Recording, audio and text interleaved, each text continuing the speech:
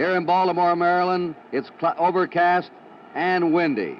And the poor old Baltimore Orioles manager Earl Weaver is down to his last 20-game winner, Mike Cuellar. The Pittsburgh Pirates are going with a pitcher they think has been their best the last 2 months of the season, a right-hander, Steve Blass. And so the two teams who started spring training last February are now down to their final game in a one-game World Series.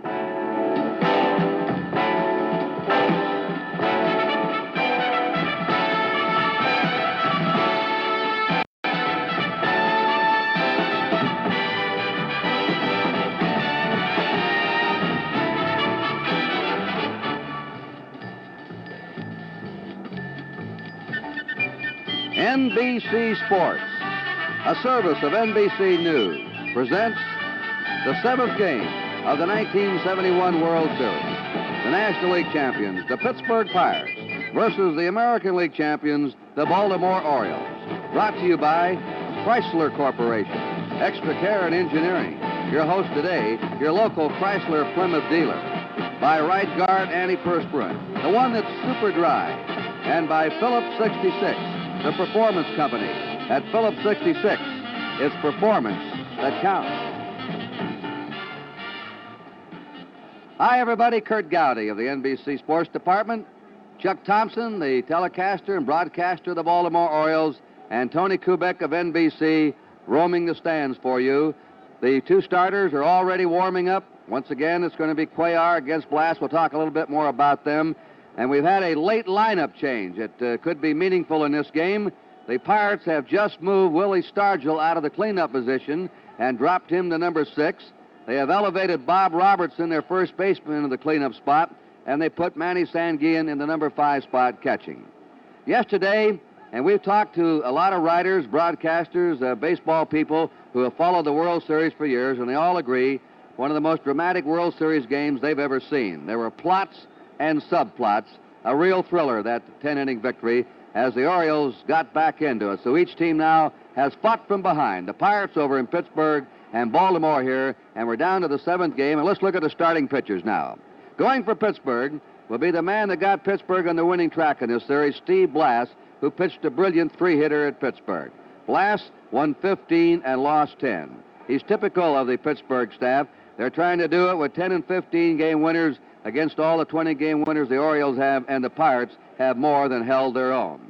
Starting for the Baltimore Orioles will be their 20-game winner, their crafty left-hander, 34-year-old Mike Cuellar, and Blass defeated him decisively in Game 3 of the World Series at Pittsburgh.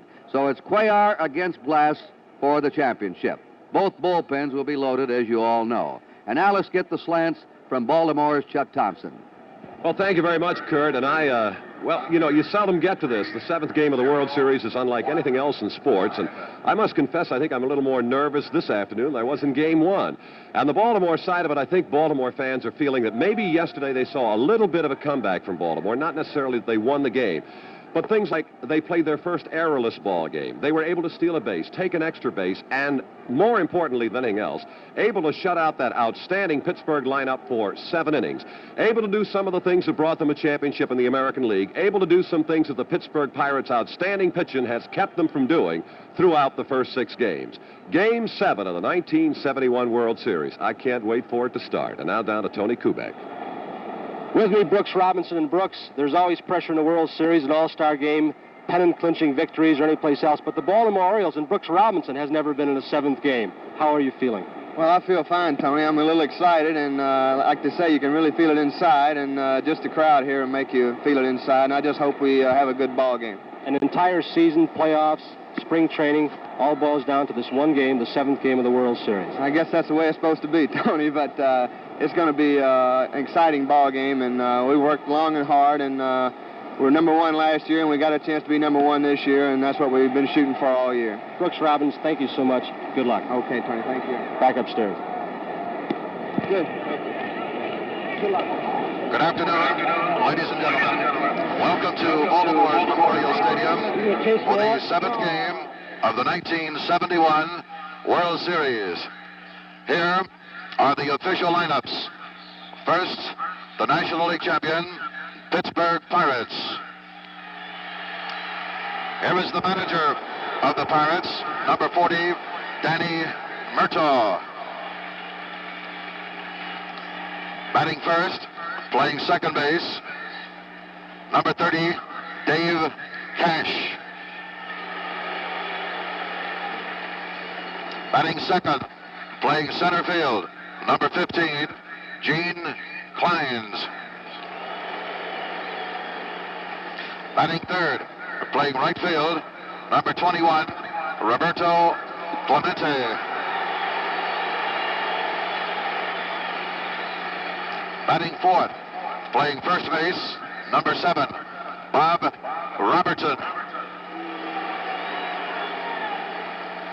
Batting fifth, catching for Pittsburgh, number 35, Manny Sanguillen. Batting sixth, playing left field, number 8, Willie Stargell. Batting seventh, playing third base, number 11, Jose Pagan. Batting eighth, the shortstop, number 2, Jackie Hernandez. Batting ninth, and pitching for the Pirates this afternoon, number 28, Steve Blass, warming up in the bullpen.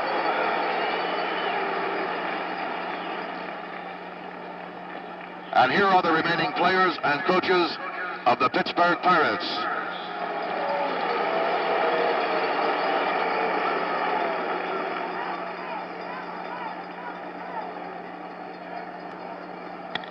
Now, for the American League and defending world champion, Baltimore Orioles. Here is the manager of the Orioles, number 4, Earl Weaver.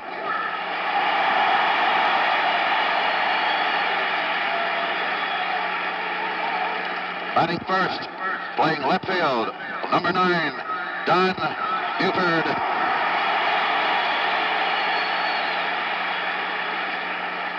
Batting second, playing second base, number 15, Dave Johnson. Batting third, the first baseman, number 26, Boog Powell. Batting fourth, playing right field, number 20, Frank Robinson. Batting fifth, playing center field, number 14, Merv Redmond. Batting sixth, playing third base, number 5, Brooks Robinson. Batting seventh, catching for Baltimore, number 10, Elrod Hendricks.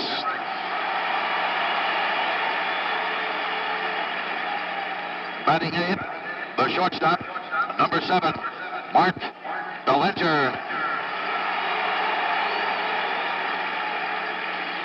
Batting ninth and pitching for the Orioles this afternoon, number 35, Mike Cuellar, warming up on the sidelines. And here are the remaining players and coaches of the Baltimore Orioles.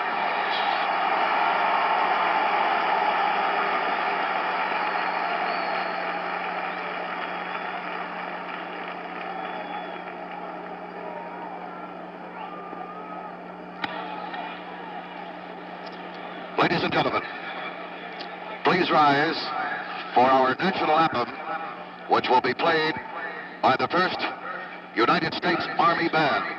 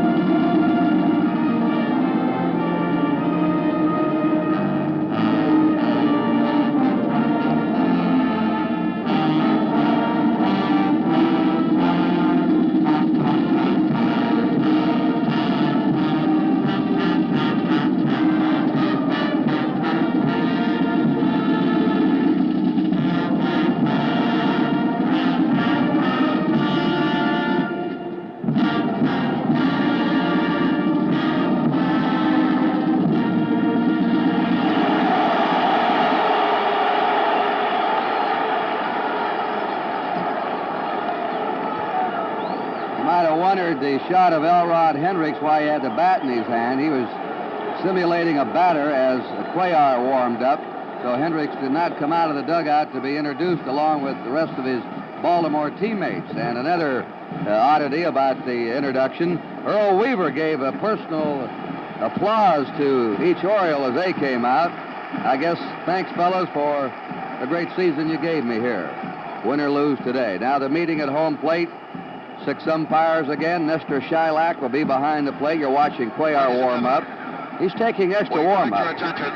He has trouble getting started sometimes. Ed Sudol will be umpiring at first. Johnny Rice at second, Vargo at third, Jim Odom umpiring the left field line, and John Kibler the right field line. We'll throw out the first ball. The ceremonial first pitch today will be thrown out by our Secretary of State, William Rogers. Commissioner Bowie Kuhn hands him the ball. Elrod Hendricks, the catcher of the Orioles, ready to receive it. Good arm. Very good, Mr. Secretary.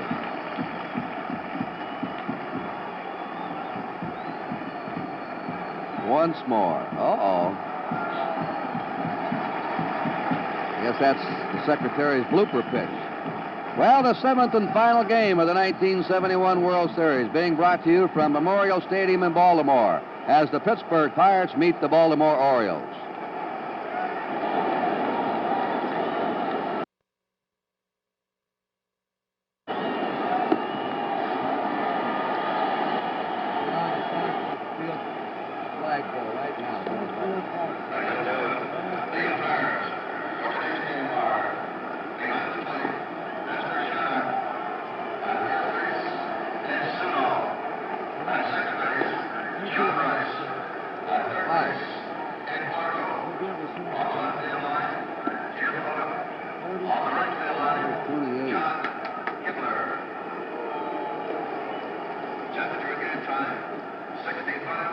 Steve Bland, 28.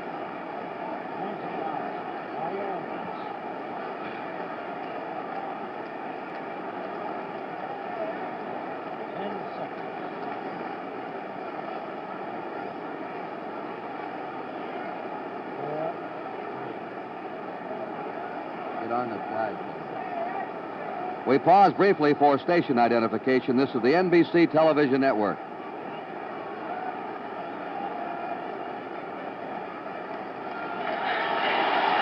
The Orioles taking the field.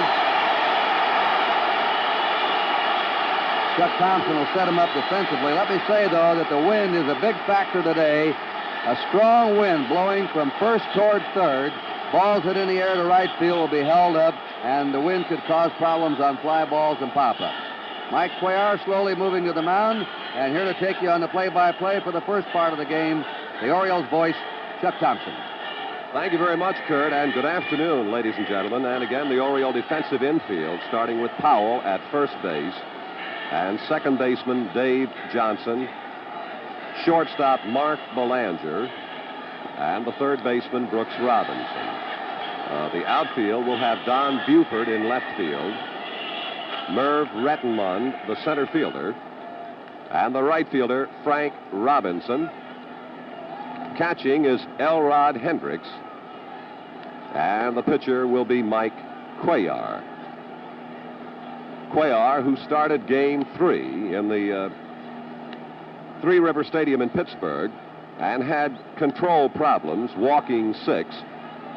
But if you were with us through the warm-up and pre-game show, you heard manager Earl Weaver make the statement that he would take from Cuellar again today what he got in Pittsburgh, meaning that through 6 innings, but 2 runs. And, of course, the Pirates broke the ball game open in Pittsburgh against Cuellar on a walk and error, and then Bob Robertson with a booming home run.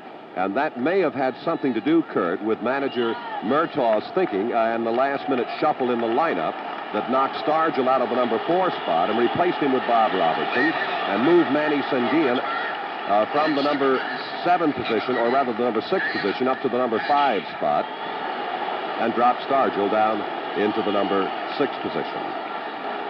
Well, here is Dave Cash, and that's the season average, and in this World Series, he is a 154 hitter with 4 hits and 26 trips, and against Cuellar, he went 1 for 3. We're underway on the strike call. And speaking of strikes and strikeouts, Cash, in 26 at-bats in this World Series, has not struck out. And he is the only regular without a strikeout. 1 ball and 1 strike. For those of you who did not watch Cuellar in Game 3, he possesses a full repertoire of pitches. He has the good curveball. He has one of the better screwballs in baseball, a fastball, and a slider. To Brooks Robinson, and that will be the first out in the final game.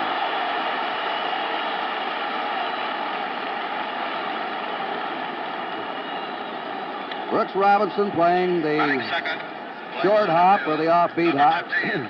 He cradles the ball sometimes like that up into his stomach. Makes his throw. Well, the Orioles are off to a good defensive start. And here's Gene Klein's, Chuck. Klein's a 143 hitter in the series, and that's his yearly mark, 308. And let's see, watch Rettenmund and left fielder Buford. It'll be the center fielder Rettenmund. And we have 2 down in the Pirate half of the first inning. Though it was not apparent on that fly ball, keep in mind the point that Kurt brought out a moment ago. There is a strong 8 to 15 mile an hour wind from first to third, or from the right field foul pole to the left field if you prefer. And here is an indication of what the outfielders, infielders will contend with on a ball that gets up high enough today. And speaking of problems to contend with, Baltimore has had its hands full and then some trying to handle Roberto Clemente, a 440 hitter in the World Series, and a ball 1. Clemente's game against Cuellar in Pittsburgh saw him come to the plate 4 times with 1 base hit. And Clemente has done it all for the Pirates here in the 71 series. 2 balls, no strikes. By that I mean he has a pair of doubles. He also has a triple. He has a home run. He has knocked in 3. He has 11 base hits in 25 trips to the plate.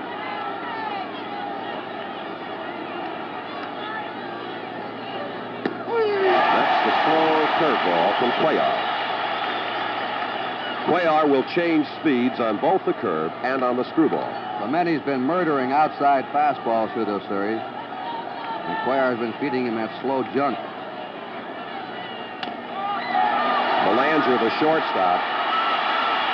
They've got him, and it is a 1-2-3 inning. No runs, no hits, no errors, and nobody left. At the end of a half inning of play, the score is Pittsburgh 0 and Baltimore coming to bat.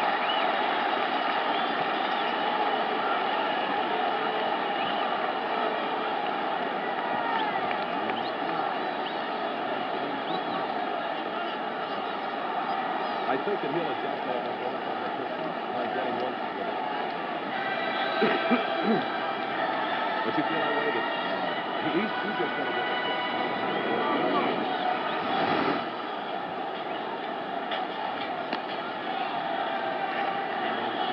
No thanks. I've got some, Kurt. I'm just glad this is. All right, Lou. Okay.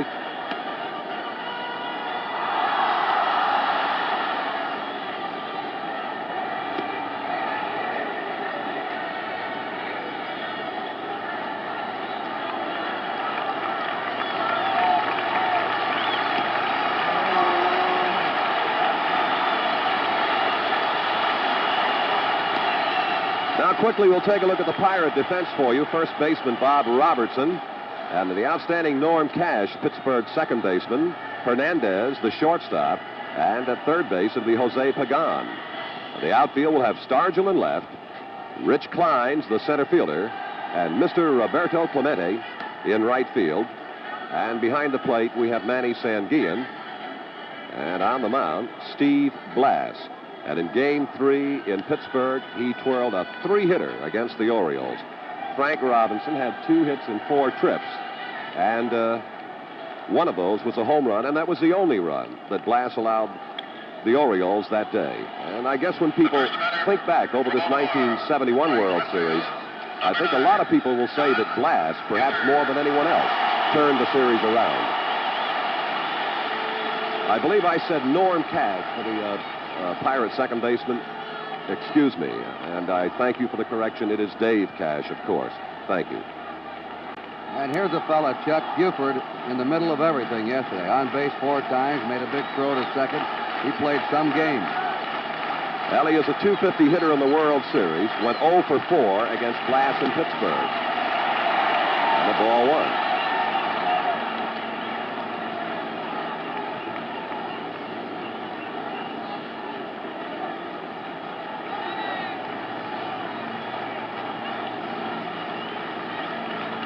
One nothing to Buford.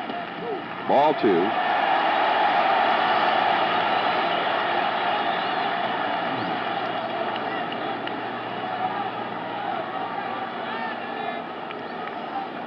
Two balls, no strikes to Buford, who will be followed by the man you're looking at now, Dave Johnson, in the on-deck circle. The take on and the strike. 2 balls, 1 strike to Buford. Buford has had 5 hits and 20 at-bats in this series. 3 of the 5 have been extra base hits, a double and a pair of home runs, and a .250 average against Pirate pitching in the series. The 2-1. Good breaking stuff from Steve Blass. 2 balls, 2 strikes.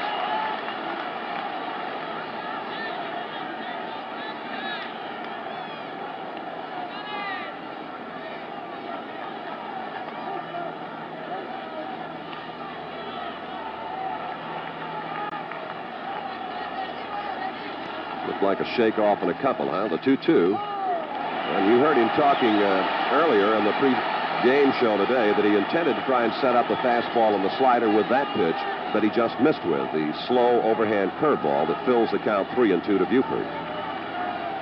He missed again. A leadoff walk to Buford. In his complete game victory in Pittsburgh, Blass walked only 2 Orioles. Now he walks leadoff hitter Buford.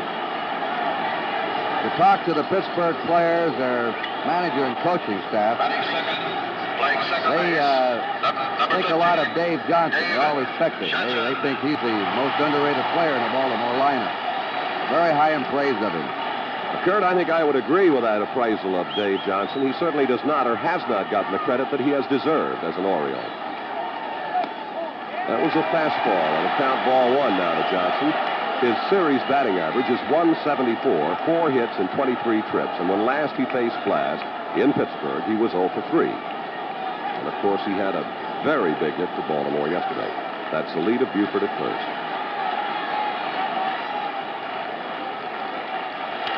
Out of play, 1 ball, 1 strike.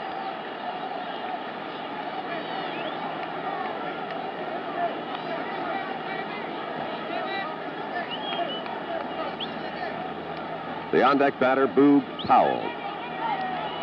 And the Oriole bat boy, Jay Mazzone. I think all baseball players, particularly the American League players, and I think if you had the chance to talk to the Pirates in this World Series, would have nothing but great praise for the Oriole bat boy, Jay Mazzone. And this is his last year with Baltimore. He will be going to college and then not able to continue as a bat boy. It's been a great experience for the Orioles to have him as a bat boy, and of course, he feels it's the greatest thing that's ever happened to him. 1 ball, 1 strike to Dave Johnson.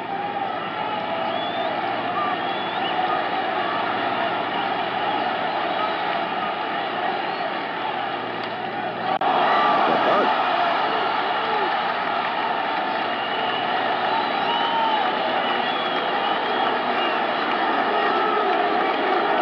One gone.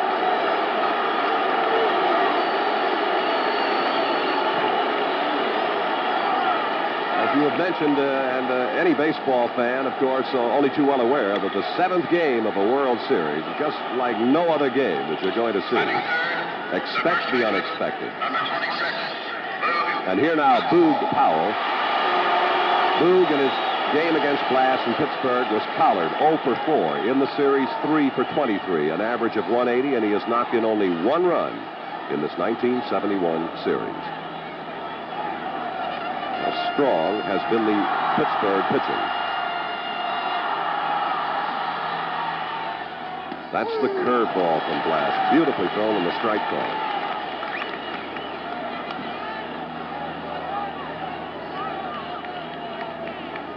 You were a little bit late joining us. Don Buford opened the game with a base on ball, stayed there as Johnson popped out on the bunt. The Pirates were 3 up and 3 down against Quayoff. Foul ball, foul ball. That's the hardest ball Powell's hit in the series.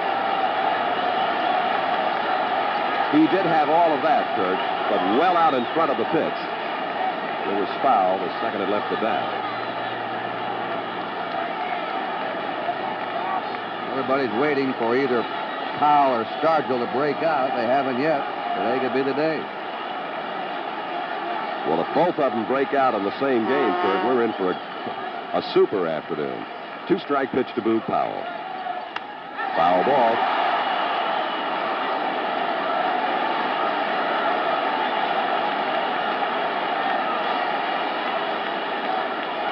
You see the wrist bandages on Boog Powell, and you know about his hand problem. And he does it a lot, hurts it, re-injures it, checking a swing. But truthfully, he does that right wrist more harm sliding than any other way. He just cannot avoid putting that hand down, and he gives it an awful jar every time he slides. The Orioles have given him all sorts of things to carry in that hand as a base runner, and he still puts the hand down. 2 strikes to Powell. 1 out. Buford at first. Look now. 1 and 2.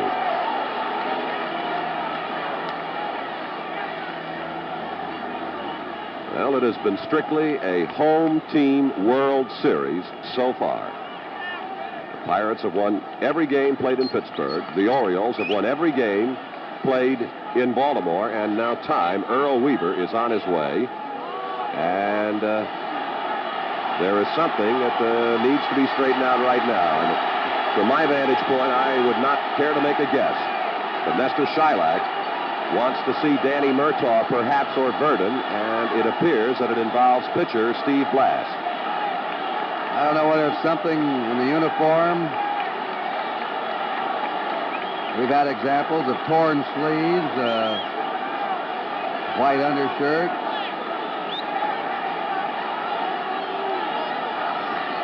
Now Murtaugh and Blass, it is something to do. Weaver's pointed out something, and Shylock's agreed with him. There's Earl Weaver going back to the Baltimore dugout.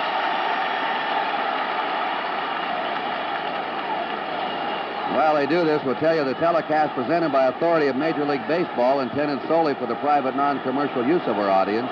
Any publication, retransmission, or other use of the pictures, descriptions, and accounts of this game without the express written consent of the Commissioner of Baseball is prohibited.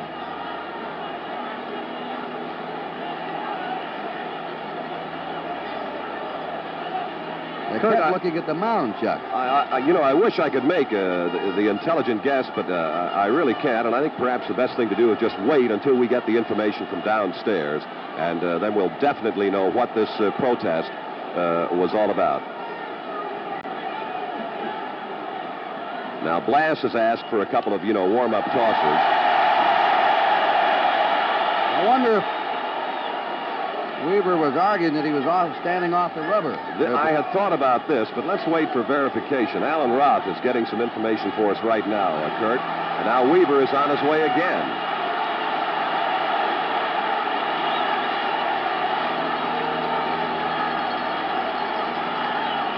That is exactly correct, Kurt Gowdy. That's what Weaver's protest was, that Blass was not in contact with the rubber, that he was pitching off the first base side of it, apparently.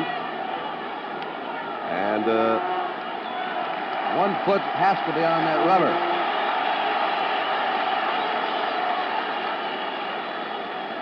I'd like to, perhaps a little later, if we have the opportunity to get Tony Kubek's viewpoint on this. I'm trying to think of what possible advantage, other than being in front of the rubber, where you would be, cheating an inch or two in your delivery. But it seemed to me that Blass was more to the first base side of the rubber than in front of it. All right, here is the 1-ball, 2-strike pitch to Powell. And it's 2 balls, 2 strikes. Kurt? And, of course, it's a needling tactic by Earl Weaver. If he thought of any way he could upset Blass or the Pirates, he's out there to do it. So you see that Blass does work from the extreme first base end of the rubber. And the 2-2 to Powell. There's that curve, and he just has not been able to get it over consistently. Of course, he's only faced 3 men. 3-2 now. That's his important pitch. He must get that slow curve over. When he does, he's really rough. That's really his changeup. Now, here is a good close-up shot, and quite obviously, Blass is exactly where he is supposed to be in contact with the rubber. And this is the payoff. 3-2 pitch to Powell. Buford at first and 1 out. They hold Buford, and Powell strikes out. Now to Tony Kubek. Actually, what was happening is Earl Weaver was talking about a few things. He thought he was going to his mouth too much. He was not stopping with a man on first base. But mainly, they had noted in the first ball game that Blass was digging a hole toward the first base side of the pitcher's rubber, off the pitcher rubbing surface. They want him to be on that rubber. And of course, as Kurt mentioned, a little bit of psychological warfare to rattle Steve Blass by Earl Weaver. Back upstairs. Thank you, Tony. Thank you very much. Here is Frank Robinson, 2 down. And we'll watch Clemente, the right fielder. The wind is holding it up a little bit. Clemente there and makes the grab for the final out of the inning. Baltimore, no runs, no base hits, no Pirate errors, and 1 man left. At the end of 1 inning of play, the score is Baltimore nothing, Pittsburgh nothing.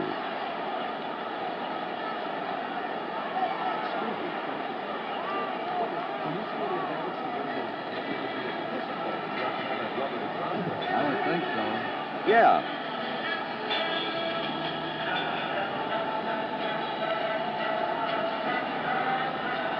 Well, that's okay. Well, no, he was working off the first base end of that, apparently. And I wonder if Tony knows if there's any advantage to not pushing off the rubber. I would think it'd be a disadvantage. Lou? What it is, it's an advantage for a pitcher. It gives him a little bit better angle shooting for the outside corner of the left-handed hitter. That's all it does, you know, and they felt he was too far over and they couldn't reach the pitches, the left-hand hitter that were on the outside part of the plate. Gotcha. The ball comes at you at a different angle from way over there. No.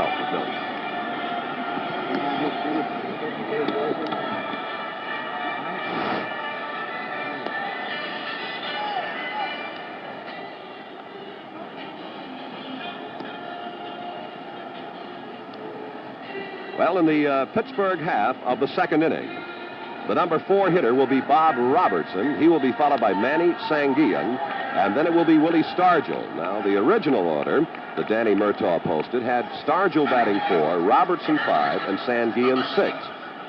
He changed just moments before the game, and now it's Robertson 4, Sanguillen 5th, and Stargell 6. I think he wanted to get Robertson up behind Clemente. Robertson with 5 RBIs leads the Pirates in knocking in runs in this series.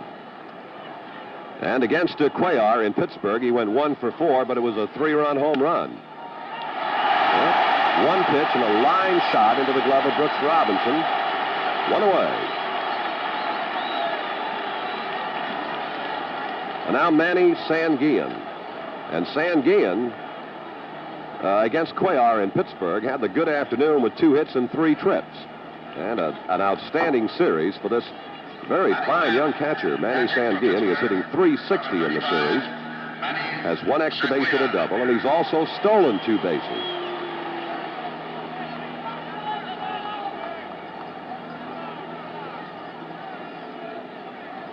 He always draws that line, as Bob Prince explained to you over in Pittsburgh, where he places his feet with his stance in the batter's box. He's digging right in alongside that line he drew for himself. Cuellar to Manny Sanguillen. And the foul out of play on the Cuellar screwball. This fella murdered lefties during the year. He hit .345 against left-handers, .300 against right-handers.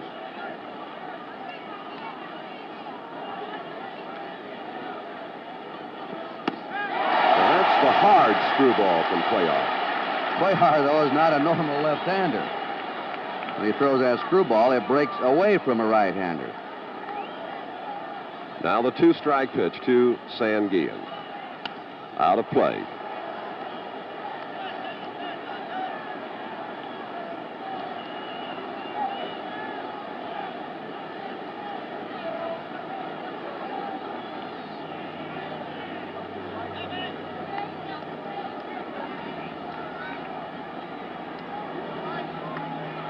Behind Sanguillen comes Stargell. Another screw, Gene, missed.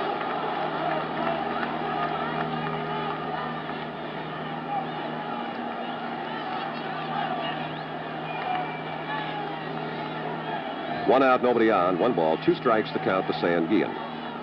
Curveball.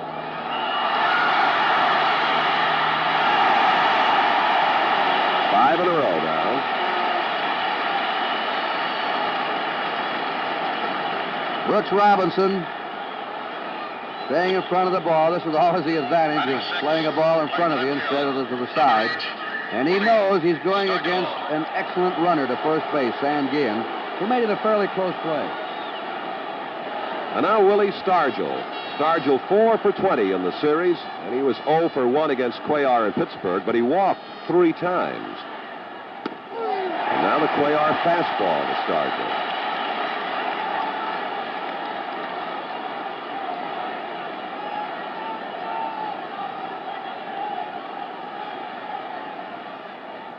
And another fastball, strike 2. Yesterday, Palmer got Stargell out on fastballs. Pagan on deck. 2-strike pitch to Stargell. Another fastball. And the Pirates are 3 up and 3 down. At the end of an inning and a half to score is Pittsburgh nothing and Baltimore nothing.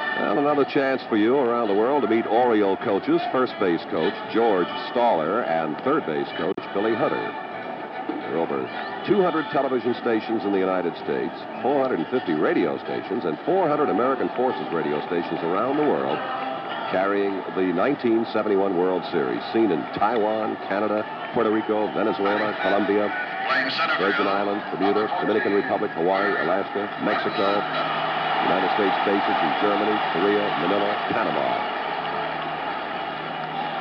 Here is Merv Rettenmund, a .217 hitter in this series, 5 for 23, and 0 for 4 against Glass in Pittsburgh. Shortstop Hernandez. 1 gone.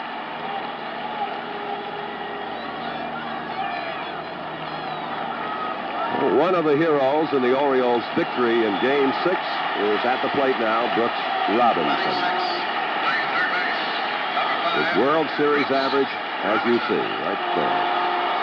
No extra base hits, but 5 runs batted in. Good fastball from Glass.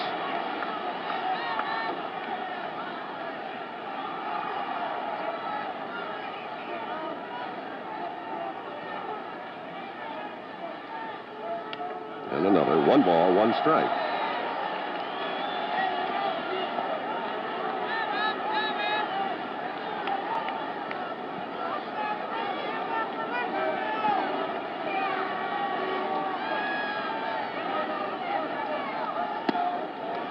Two balls and a strike to Brooks Robinson. Glass used to have trouble with his fielding. He sometimes came off the mound and would be hit in the rear by a line drive. They finally got him to balance himself when he came off the mound to be able to field going either way. And a ball 3.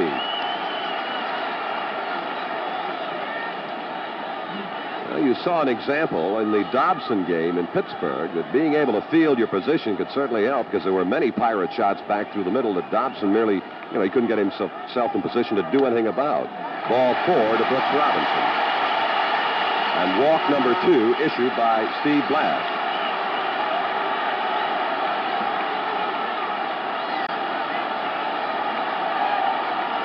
The batter will be Elrod Hendricks.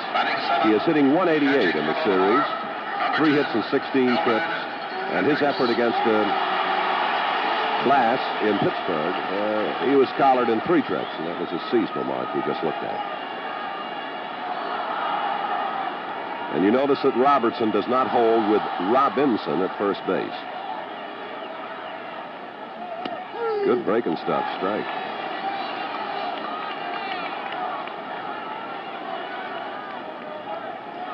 And the Pirates continue to play Hendricks, much in the manner they play a Boog Powell. With a man on base, the shortstop doesn't come over to the first base side, but almost. Bob Robertson, and Brooks Robinson will hold at second.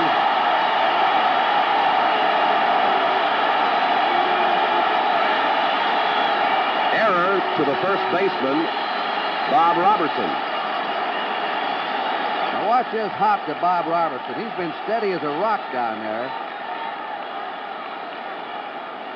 He was watching that second hop.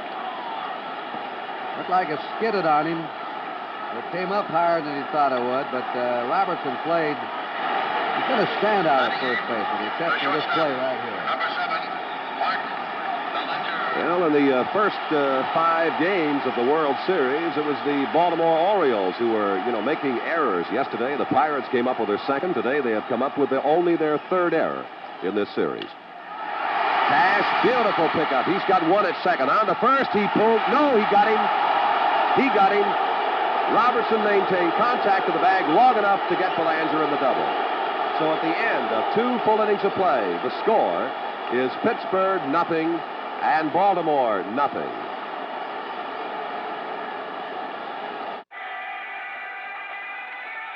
Jim Simpson with Bob Prince as we go to the top of the 3rd inning in the bottom of the Pirate batting order. In Jose Pagan, Jack Hernandez, and Steve Blass.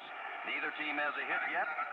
The Pirates committed an error, but as it turned out, it wasn't costly. Of course, the game is scoreless. And here's Bob. Jose Pagan, standing in on the year, batted at .241, has 3 hits in the series, and 2 of them against Cuellar, with a double and a single and a run batted in. He takes a fastball that sunk a little outside, ball 1. Cuellar has pitched perfect ball through the front 2. Now the left-hander has his sign, starts his motion, sends a screwball that's let up on it, taken for a strike, 1-1. Pagan, a veteran of World Series play, former great star, of course, with the Giants. Been with the Pirates now for several years, been a great bench player, and there's a ball pulled to third, and Brooks Robinson has it. He throws it across, 1 out. Now for Robinson, he's had 1, 2, 3 assists and 1 putout. Or 4 chances. Here's Hernandez at 2:06. The Pirates. Actually, he's been to the plate 15 times with 4 base hits. He has a run batted in, and he also has a stolen base. Well, he's out of the box, or is he? Hold on a minute. Foul ball. Just a foul ball. And it hit him in foul territory. 1 strike to Hernandez.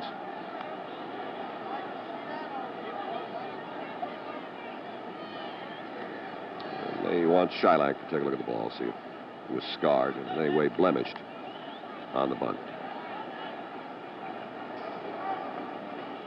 You're just tuning in, 1 out, nobody on, top of the 3rd inning, no score. It is out of play on the count now, 2 strikes to Hernandez. And Cuellar has maintained this sort of a pattern against the Pirates in the early innings. He has gotten ahead of the hitters and stayed there. 2-strike pitch. Out of the ground foul is off the first base side. 2 strikes the count to Hernandez. And Blass will be due behind Hernandez.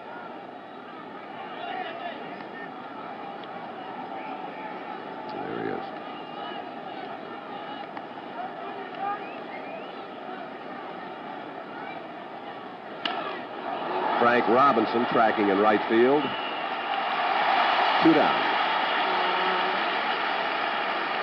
Well, First Tuesday has changed. It's now Chronologue, and we'll still examine the new and unusual stories that make the headlines. Join Garrick Utley and watch Chronologue this Friday night right here on NBC.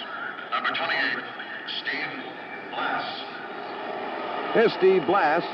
His lifetime batting average in the National League is 135.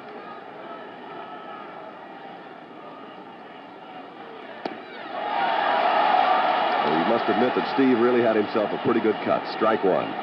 They're going to have a day for Blass in Canaan, Connecticut, October 22nd, I believe it is. No matter what he does today, they think he deserves a day in his hometown. Dave Johnson, second baseman, and another 1-2-3 inning for Baltimore's Cuellar. At the end of 2 1/2 innings of play, the score is Pittsburgh 0 and Baltimore 0.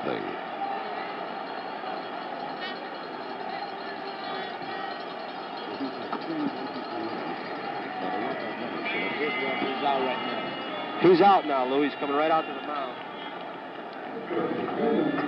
Which one are you going to call this? This number?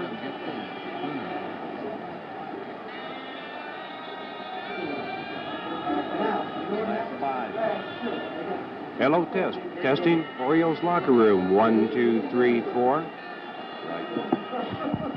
Orioles locker room. Microphone check number 1. 3, 1, 2, 3. They got 2 to number 3.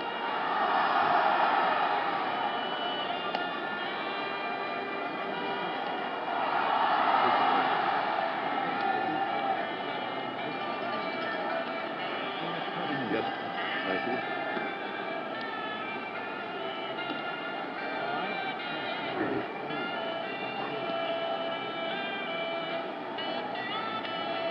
Coming right up here after this final game of the World Series, you'll see NFL football, either Cleveland at Cincinnati or San Diego at Denver. Right after today's World Series game. Mike Cuellar, who's usually shaky in the early innings, has been sharp today. He's retired 9 in a row in the first 3 innings. And that's something we haven't seen Pittsburgh do, is go down 1, 2, 3 like that in succession. Not since the first game. As a matter of fact, Kurt, excluding the first game over the last 5, the Pirates have had at least 1 runner on base in 38 of 43 innings, and now here they are 3 innings in a row, 3 up and 3 down. Pitcher Mike Cuellar.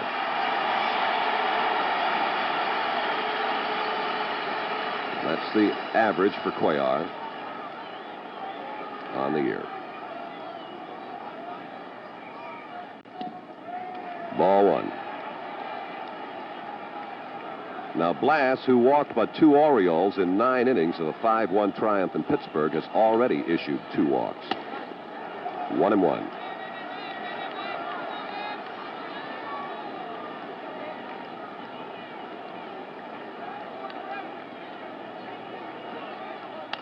Out of play.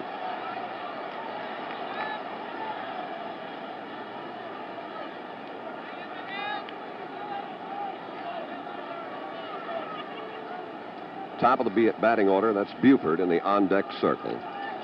1-2 to Cuellar. Blass picks up strikeout number 2.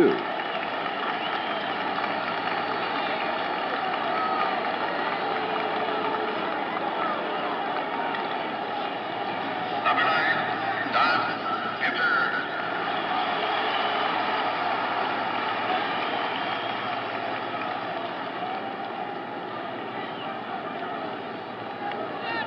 Buford with the outstanding on-base percentage for Baltimore of over 400.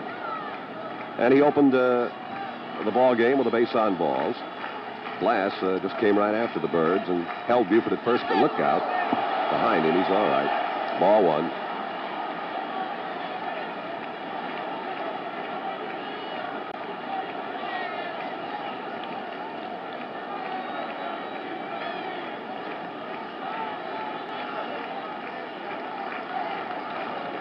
One nothing to Buford. 1-1.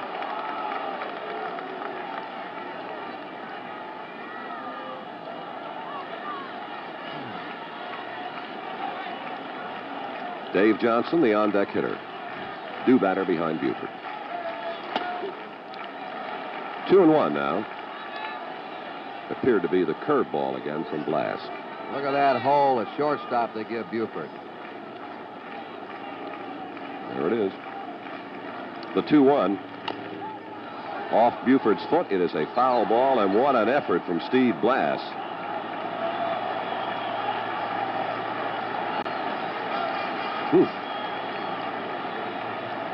Like the old gas house game. Pepper Martin sliding into a bag. Well, if you'll not do it in the 7th game of the series, you'll not do it anywhere. Fine effort from Blass. The count, 2 balls, 2 strikes to Buford. And Steve seems to be okay.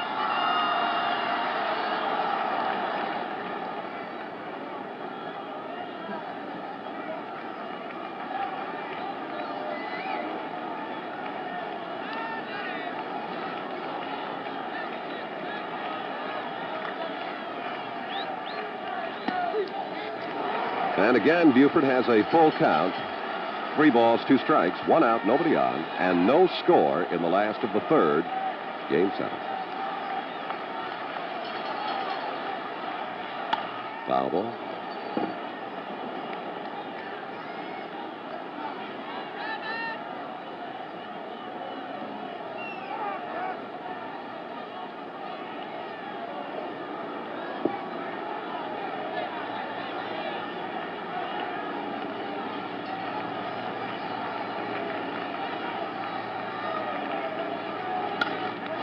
Base hit. Stargell chasing for it. And check that, Clemente chasing for it, and Buford has reached for the 2nd time this afternoon. Clemente cut that ball off with that good speed. It had a chance of getting in the alley between Clines and Clemente, and Roberto got to it very quickly and held Buford to a single. Baltimore's first base hit. Here is Johnson with Buford at first base and none out in the 1st inning. He attempted to bunt and popped out to the pitcher, Blass. There goes Buford. They've got him hung up. And he is out at 2nd base. He broke too soon, and the alert Blass just cut him down. Blass saw him to Robertson. Robertson got rid of that ball quickly to Cash. Buford right into him. And let's take a look at it from this angle. He thought he was going to make his pitch to the plate. And Buford is out from the pitcher to the first baseman to the second baseman. Dave Cash bumped into by Buford, and they came out to look at him. He was flexing his right leg, but he appears to be all right. So that makes it 2 down now, and nobody on. The Pirates have had 3 men cut down on the bases in this series. And this is the first time the Orioles have run into trouble on the bases. So with 2 down and nobody on, Johnson waiting the first one from Steve Blass. Oh, what a fine play from Pagan. And the final out of the inning. Baltimore, no runs, 1 base hit, no Pirate errors, nobody left. At the end of 3 complete, the score is Pittsburgh 0 and Baltimore 0.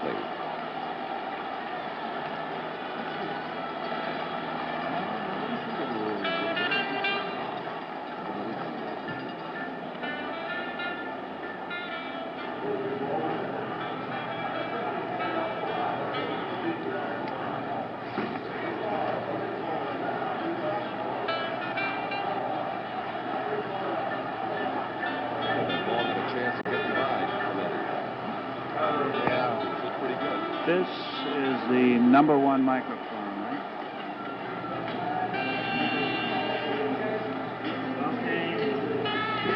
This is a spare, number 2. 1, 2, 3, 4, 5, 5, 4, 3, 2, 1. You want to check crazy?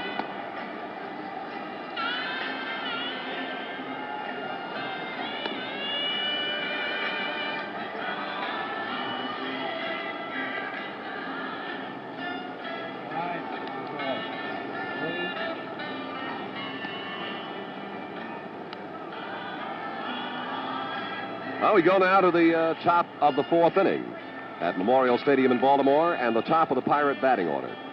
That'll be Dave Cash, Rich Clines, Gene Clines, and then Roberto Clemente. Cash, Clines, Clemente. Cash in the 1st inning was out on the ground ball to Brooks Robinson. Clines skied to the center fielder Rettenman, and Roberto bounced to the shortstop, Mark Belanger.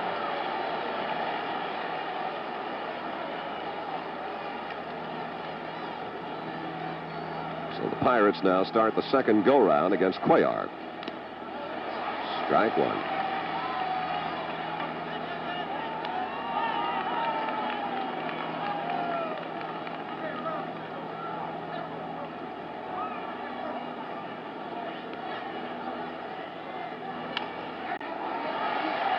Dave Johnson reaches, and now the Pirates have sent 10 up, and Cuellar has retired 10 in a row.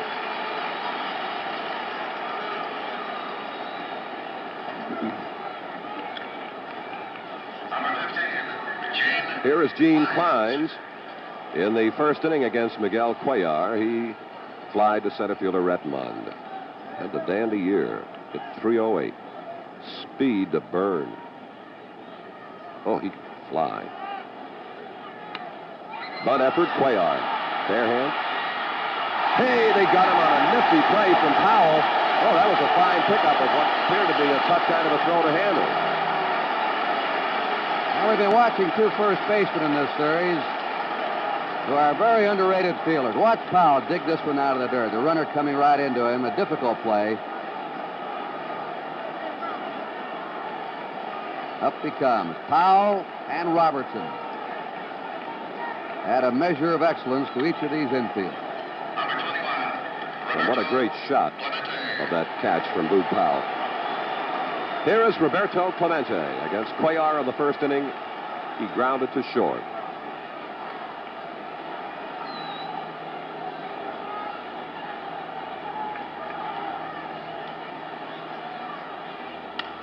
That is hit well.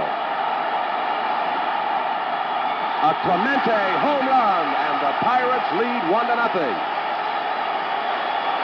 looked like he hit a breaking pitch right over the plate. That's his 12th hit. He's one short now, tying Bobby Richardson's all-time World Series record of 13 hits in a 7-game World Series. He had a triple and a homer yesterday and a home run today. Let's watch his swing now. Look at him tee off. Everything in that 180-pound body, whipping around. This one he pulled the left center. Most of his hits have been to right. Brooks Robinson. And that will be the final out. But the Clemente home run gives the Pirates at the end of 3 1/2. Now let's take a look at the Brooks Robinson play again on the final out to retire Bob Robertson. Cutting in front of shortstop Belanger. And the recovery and the throw to first. And so, at the end of 3 1/2 innings of play, it is Pittsburgh 1 and Baltimore nothing.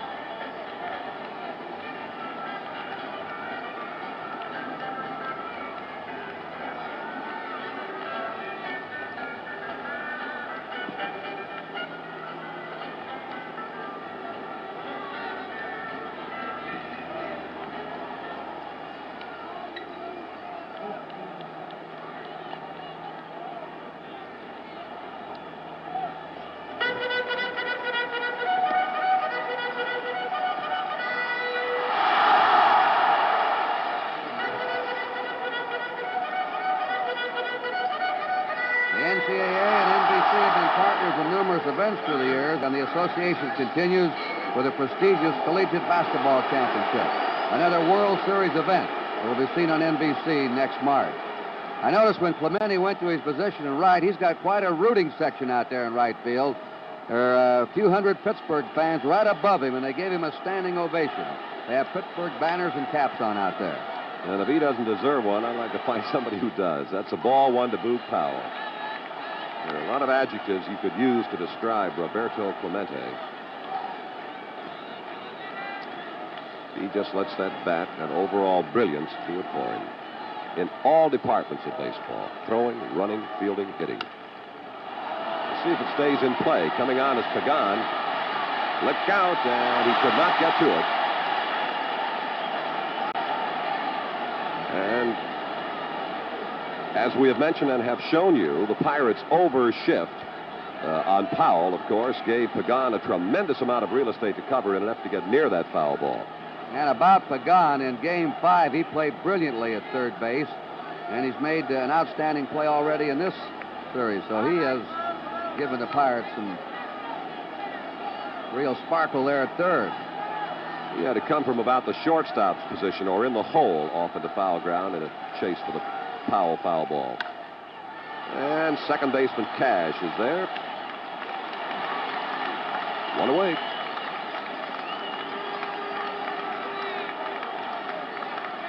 And now Frank Robinson, who flied to right fielder Clemente in the first inning. Number 20, Frank Robinson. Those are the figures on Frank Robinson in this World Series.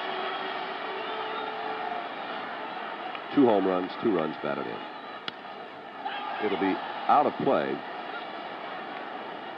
Strike 1.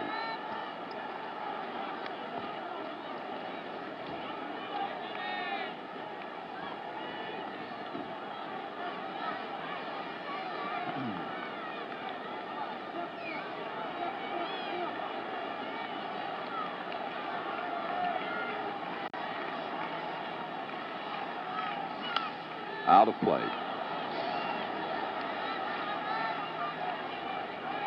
On deck hitter Rettenmund. So Steve Blass quickly ahead of the hitter Frank Robinson. 0-2. Here's his 2-strike pitch. Out of play.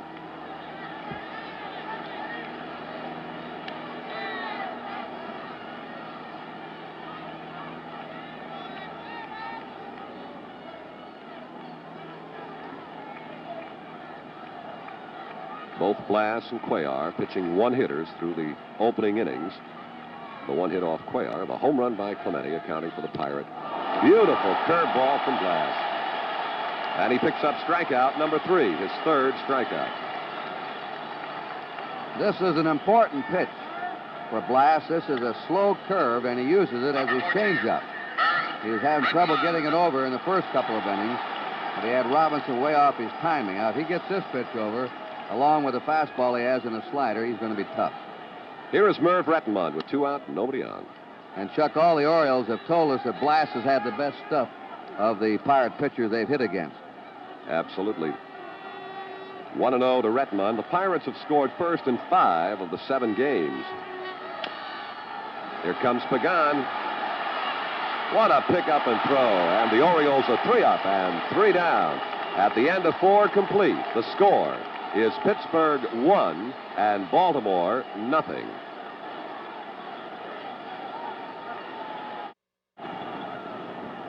Yes, sir.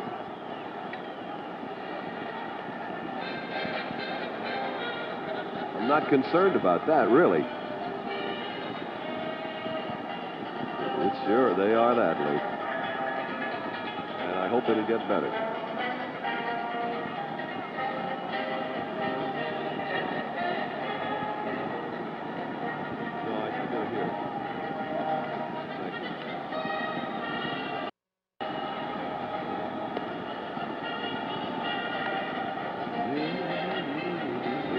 Leave on Wednesday.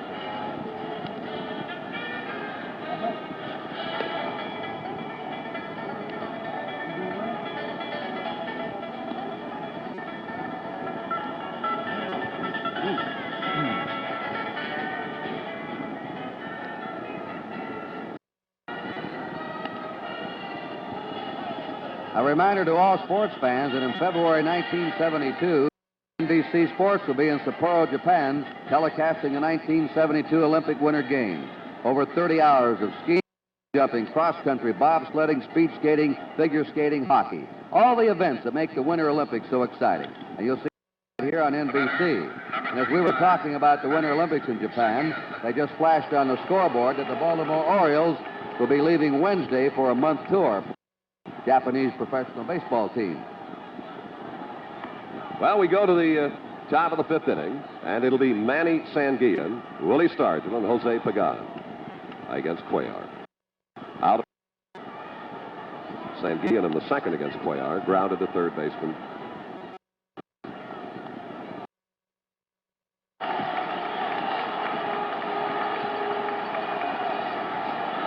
And now Willie Stargell. The last time he faced Cuellar in the second inning, Cuellar just went right after him with fastballs and struck him out. But let's see if Cuellar changes the pattern against Stargell as he works on him the second time.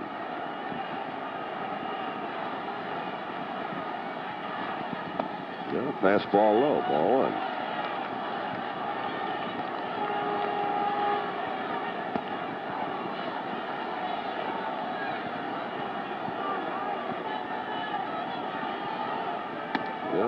Change curve and the count 2 balls, no strikes, something that Stargell did not see in his first trip to the plate, a breaking ball.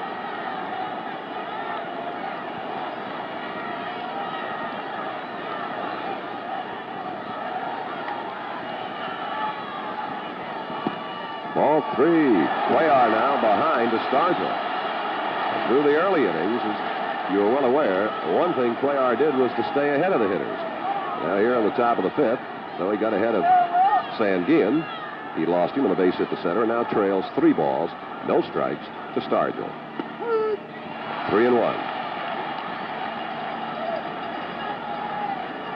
And I would think this would be a tough pitch for Cuellar to make to Stargell. 3 balls, 1 strike. Nobody out, and Sanguillen at first.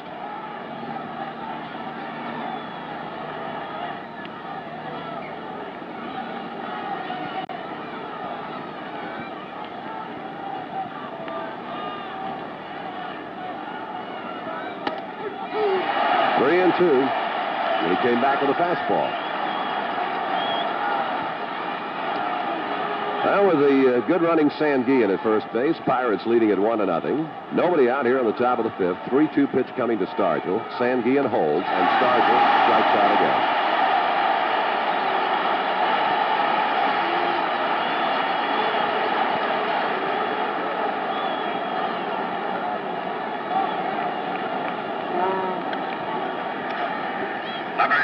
And the batter now, Jose Pagan. Grounded to third base in the 3rd inning.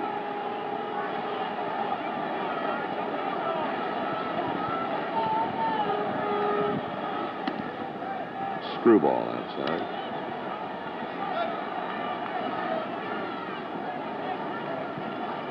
Base runner Sanguillen at first. Now the 1-0 pitch to Pagan. Belanger. Yes, sir. The call at second base is out. Belanger has unusual range, and he really gets over here in the hole. Hernandez made this kind of a play over in Pittsburgh. Look at that throw right there. Just in time. Sanguillen argued, but he's there. Here comes Sanguillen into the bag.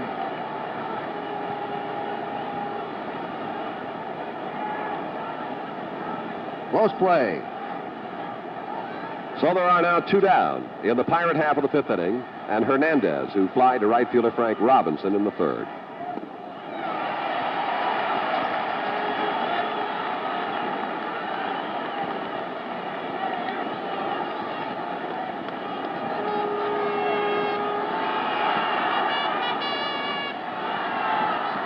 Pagan, first base. 2 out.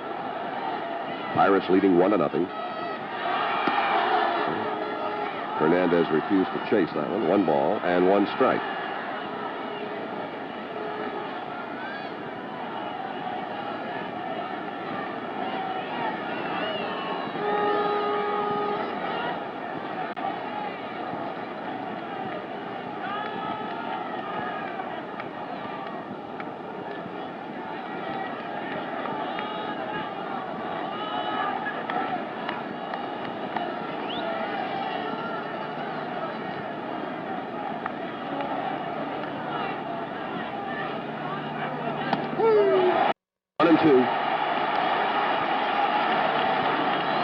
And those of you who watch Cuellar work in Pittsburgh, I'm sure will agree that he seems to be throwing many more fastballs this afternoon than he did in Pittsburgh in Game 3.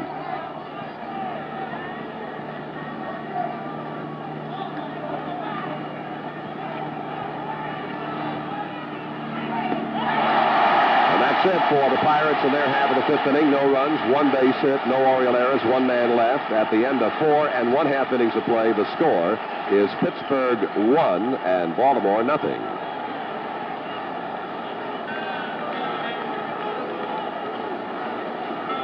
Okay, nice job, Chuck.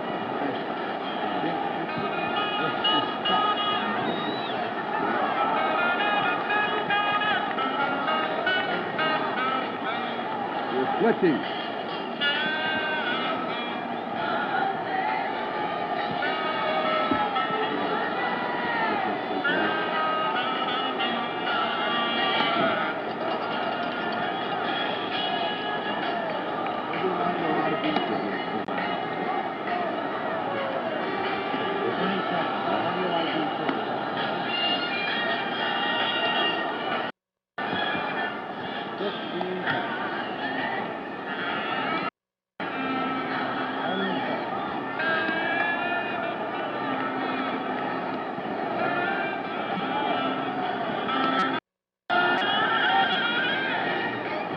We pause briefly for station identification. This is the NBC television network.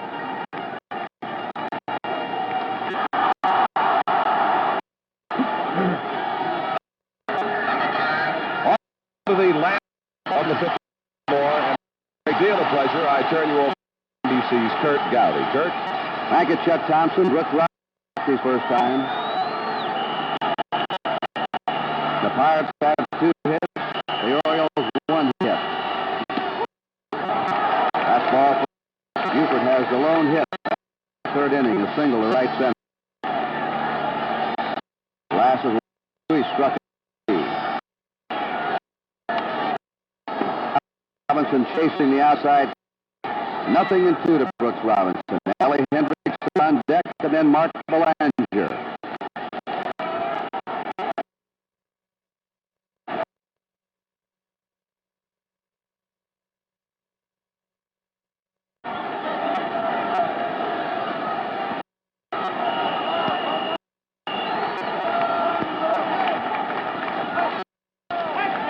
There's a fly that Clemente is waiting for.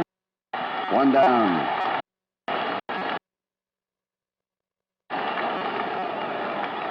Earl Weaver today is clubbed behind. We could add, Kurt, that they have always been right.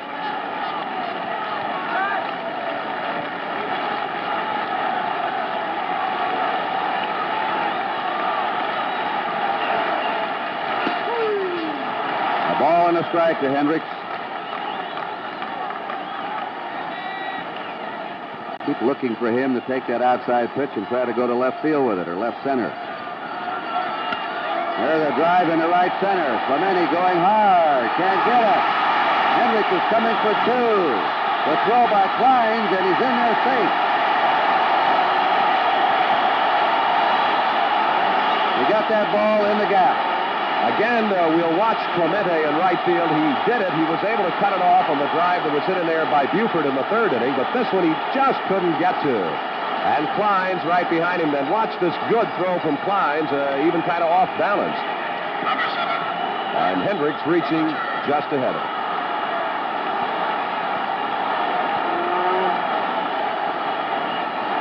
Mark Belanger wrapped into a double play his first time. Hendricks at second. 1 out. Pittsburgh ahead 1-0. Last of the 5th inning.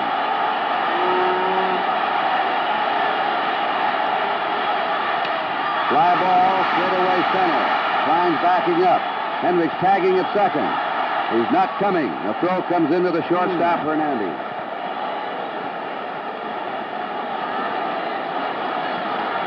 Two down, and Mike Cuellar will be up. He struck out his first time.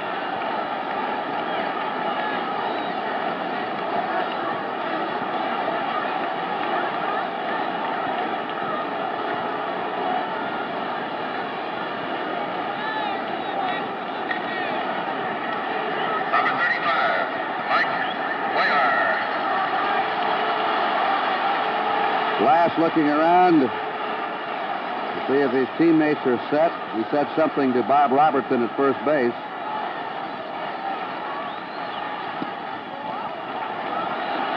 1 ball, no strikes.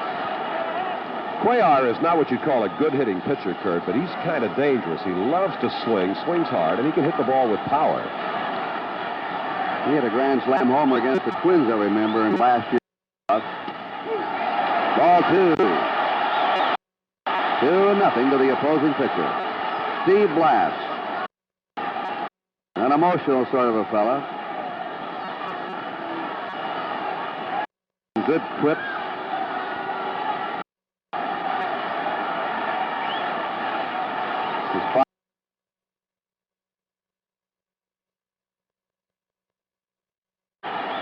As he was in Pittsburgh. The 2-0 delivery. 2-1.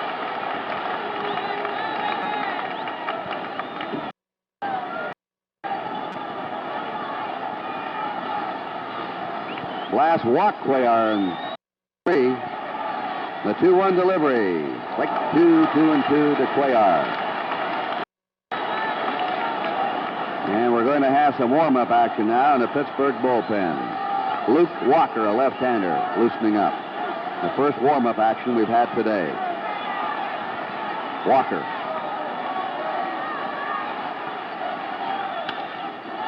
That's a foul headed in back of the Oriole dugout and out of play.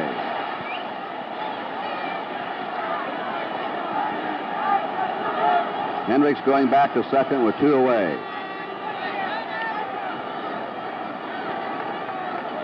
They're estimating that the winner's share of this World Series will be around 20,000, 18 to 20,000. The loser will get around 14 to 16,000 apiece. A rich payoff. The 2-2 pitch. Quick 3, he's out of it. And that's the 4th strikeout for Steve Blass. In the 5th, the Orioles, no runs, 1 hit, no errors, 1 left. At the end of 5, Pittsburgh 1, Baltimore nothing.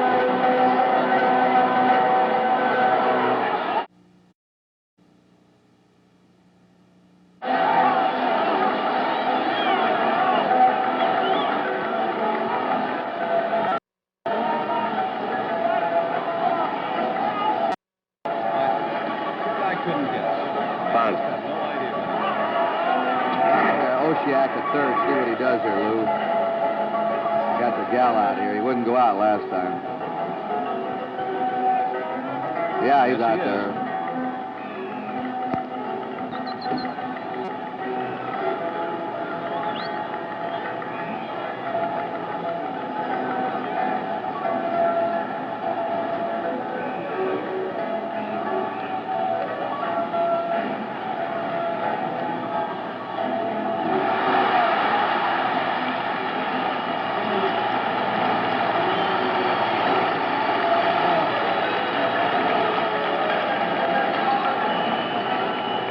We pause now for station identification.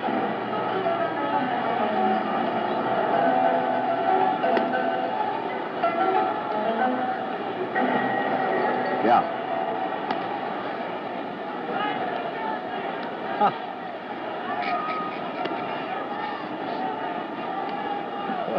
He doesn't want to talk, he's saving his voice.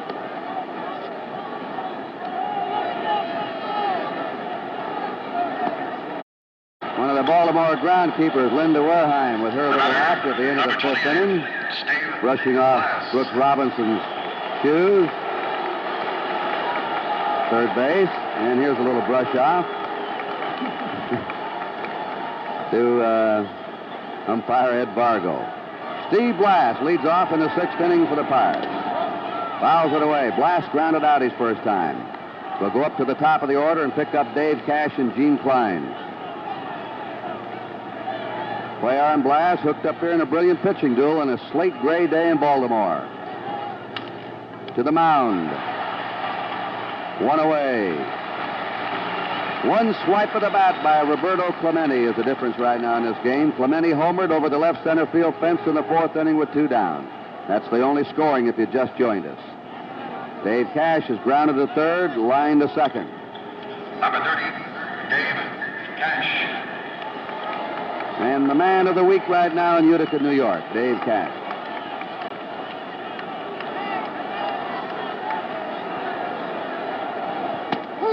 Strike. He hasn't hit much in this series, but he's played his position brilliantly. Especially on the middle of double plays, getting out of the way of rolling blocks.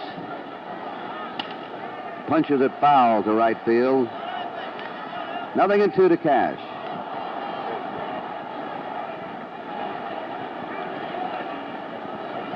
We played the first 5 innings of this game in 1 hour and 5 minutes. Both these pitchers working quickly. Fouled away.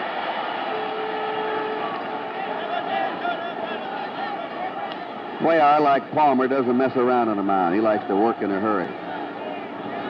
Kurt, that is something that George Bamberger, the Oriole pitching coach, brought with him. He likes his pitchers to work at a good rhythm. He figures their concentration stays a lot better that way. 1 out, nobody on. 2-strike delivery. Fouled again. They talk about speeding up the game. The best way to speed it up is what Cuellar is doing and Palmer did yesterday. They really make a game move.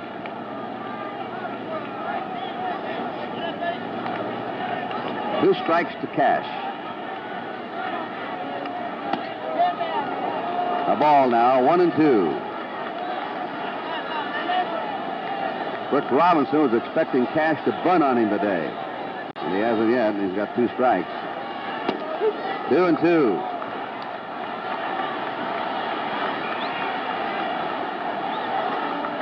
Cuellar, 34 years old, a native of Cuba. His teammates call him Crazy Horse.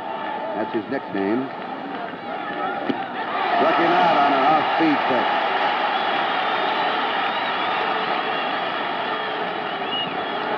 Little compares to the thrills of leading international circus artists and the excitement of the big top. Ed McMahon has your front row seat reserved for the Timex All-Star Circus Tuesday night here on NBC. Dave Cash just struck out for the first time in the series, so at least one regular now, or every regular in both clubs has struck out at least once. 0-1 to Klein, who has fly to center and bounced to the pitcher. 1 run, 2 hits for Pittsburgh. No runs, 2 hits for Baltimore, 6th inning. 2 down for the Pirates, and the base is empty. 2 ball breaking away.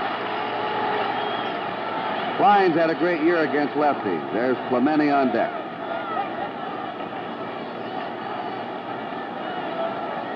Cuellar's 2-strike pitch. Foul ball.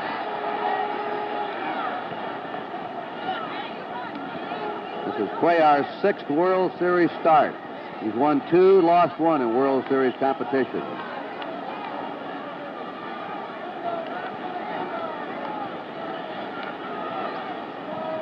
He led the Baltimore staff this year in starts, complete games, and innings pitched. Just under 300 innings pitched. 1 ball, 2 strikes. And he and Pat Dobson led the staff in shutouts with 4. 2-2.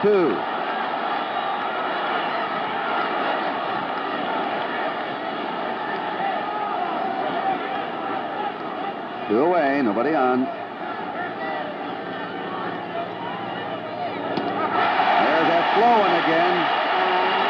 2 strikeouts that inning for Cuellar. 3 up, 3 down for the Pirates at the end of 5 1/2. It's Pittsburgh 1, Baltimore nothing.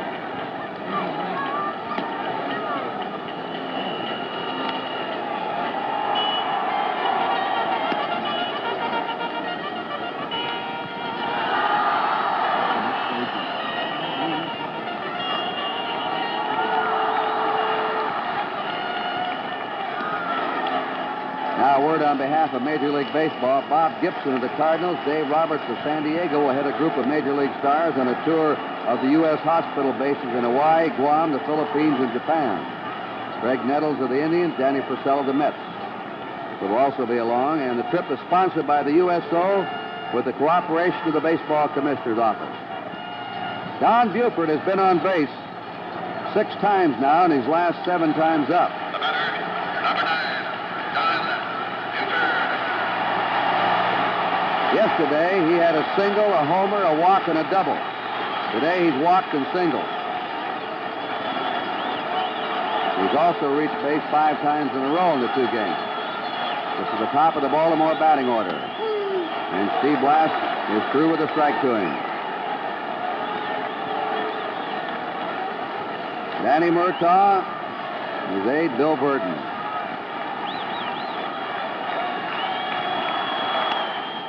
Lashes it foul. 2 strikes to Buford. Well, we finally saw Murtaugh show some emotion yesterday in those late innings. He was very unhappy with the umpiring. He started to prowl that dugout. He'll be up moving before this one is over. Very solid man, Murtaugh. A ball, 1-2.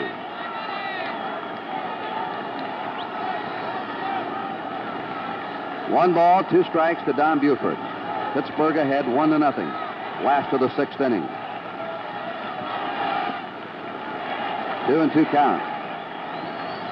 Steve Blass once paid for ads in local newspapers in Canaan to try and save Little League Baseball in his area. He thinks it's so important for youngsters. He went out and bought his own newspaper ads and urged the citizens to save Little League Baseball. Foul back. 2-2. That's Dave Johnson on deck.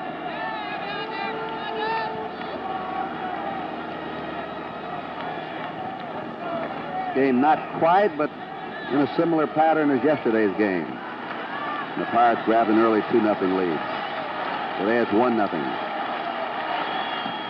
Oh, a hanging curve. A little high. It was over that plate. The 3-2 count. Blass walked Buford in the first, walked Brooks Robinson in the second. He's not walked anyone since. 3-2 pitch. Fly ball to center fielder Klein. 1 down. Dave Johnson has popped up trying to bunt, grounded to third. 0 for 2.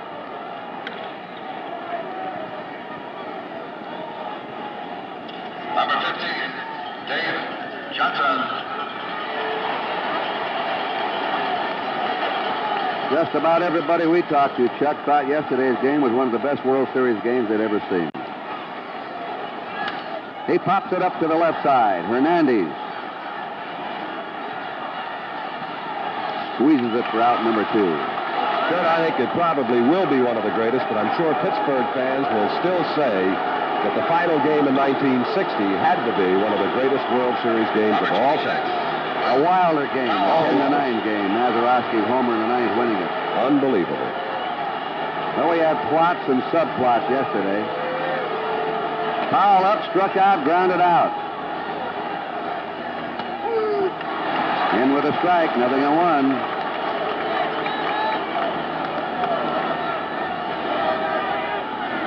The Pirates leading on Clementi's homer, 1-0. That home run came in the 4th inning with 2 out, nobody on. Curves him away. They still have that shift on for Powell. And the outfield swung to right. The Orioles have 2 down, bases empty.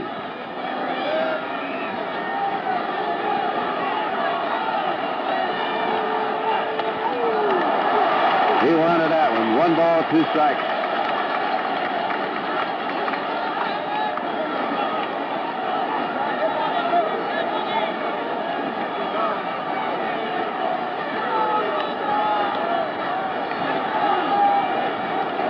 Powell is now 3 out of 25 in the series.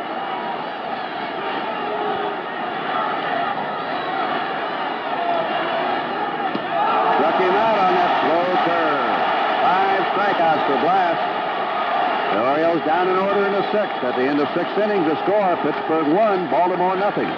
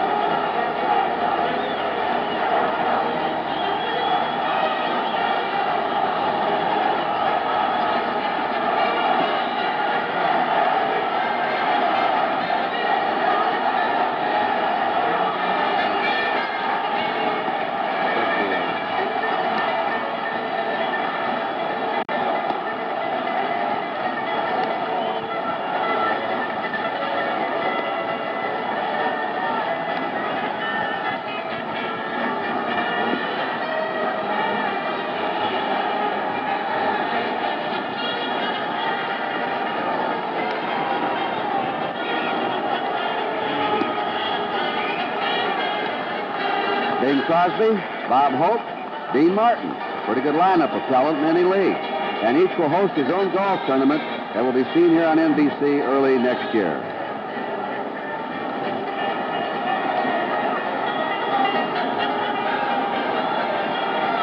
Secretary of State Rogers in the blue suit, seated next to Commissioner Bowie Kuhn. Roberto Clemente will be leading off. And the Secretary of State, like many other fans around the world, applauding his World Series play. Clemente now has hit safely in every game of a 7-game series twice. In the 1960 series, he hit safely in every game. He's hit safely in every game of this series. Hank Bauer is the only other player in World Series history who's performed this feat. If Clemente can get another hit in this game, he will tie an all-time World Series record of 13 hits in a 7-game World Series. And there's a fly ball to center fielder Redmond, puts it away for 1 out.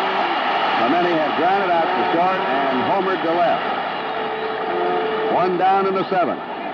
A little unusual for Clemente. He hit the first pitch. And he does not often do that. All right, Chuck, here's Bob Robertson. Lined to third, grounded to third. Batting cleanup today in a late change just before the ball game by manager Danny Murtaugh.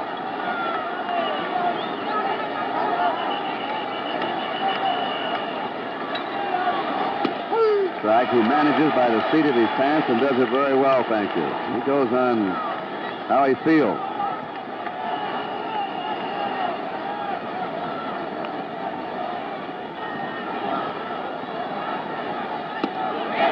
Strike 2. Well, I'd like to have one pitch back in that game, the one he fed Clemente. That's the difference right now, 1-0 Pittsburgh in the 7th.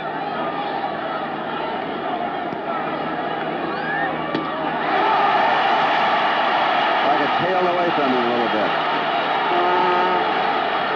Way picking up his strikeout pitch now. Struck out 2 in the 6th, another strikeout here in the 7th, and he had 2 strikeouts in the 5th. He has struck out 6. Number 35, Manny. He has not walked the batter. Manny Sanguin is grounded out and singled. And he's come up now with 10 hits in this series. Next to Clemente has the most hits. He lost a high one to right fielder Frank Robinson. And the Pirates are gone in the 7th. 1, 2, 3. So we're coming up for the Orioles' 7th inning stretch with a score. Pittsburgh 1, Baltimore nothing.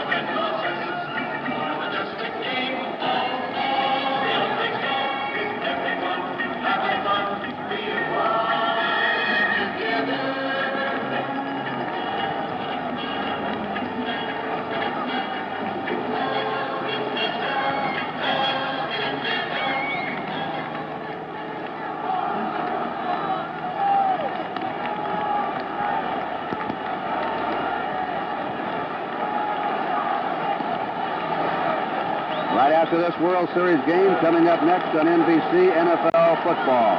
Either Cleveland at Cincinnati or San Diego at Denver. Stay tuned to NBC.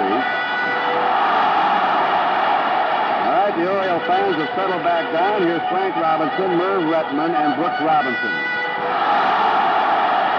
Steve Blass, who checked the Orioles on 3 hits over in Pittsburgh, has stopped them with no runs and 2 hits so far today. 29 years old. He was a Pirate best pitcher the last 6 weeks of the season. He checks the swing and pops it up the catch. 1 down. Blass had a total of 5 shutouts during this past season.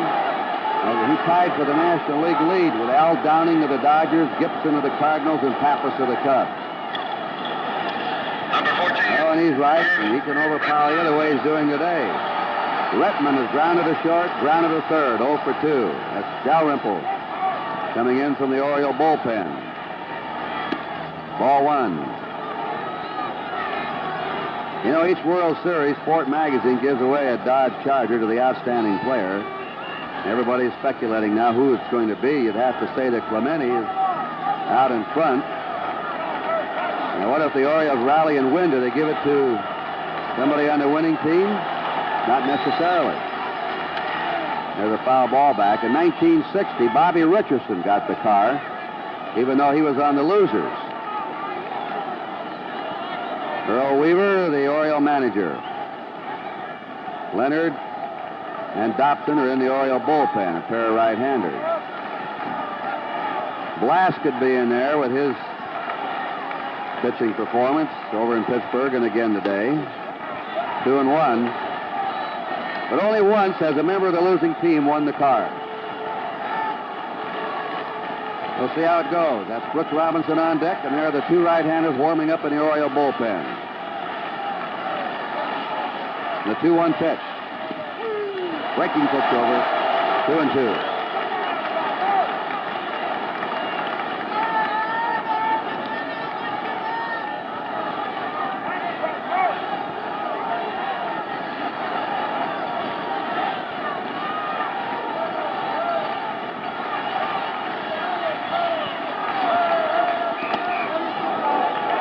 Fastball riding out of the strike zone. 3-2.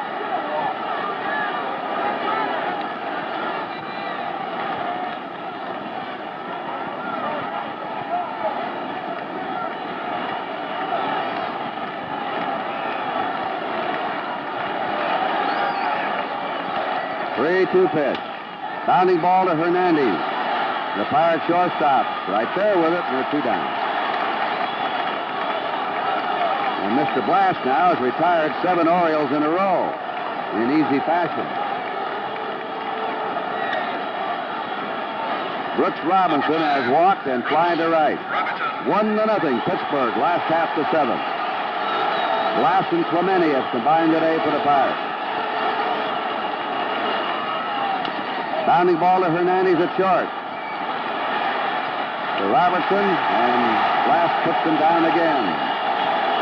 3 up, 3 down at the end of 7 innings in Baltimore. It's Pittsburgh 1 and Baltimore 0.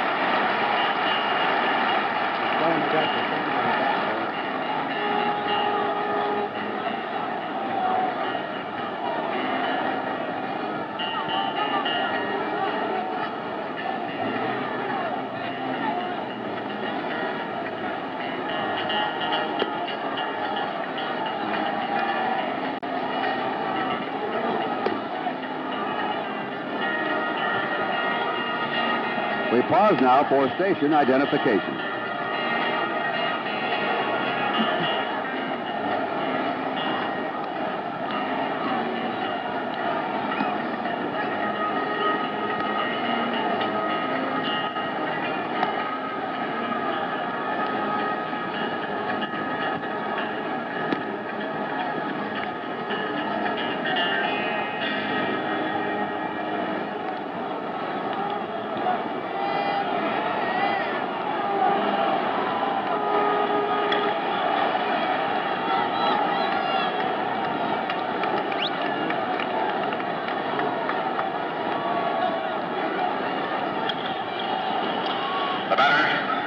Into the 8th inning we go. This game moving at a rapid pace. As Stargell, Pagan, and Hernandez face Cuellar. You won't ever get much better pitching in a World Series game than this one. But Blas holding just the slight edge. Each pitcher's allowed only 2 hits. But Cuellar gave up a home run to Clemente, and that's been the difference. Ball 1 to Stargell, who struck out twice. Cuellar has struck out 6, has not walked a batter. Blas has struck out 5 and has walked 2. The other Pirate hit was by Sanguin, the single. Cuellar behind Stargell, 2 balls and no strikes.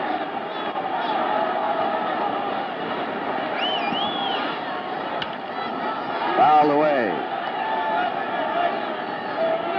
In the last of the 8th, the Orioles have the bottom of their order up. We may be seeing Cuellar for the last time in this game, this inning. There's a ground ball to short, skipped by Belanger in the left field.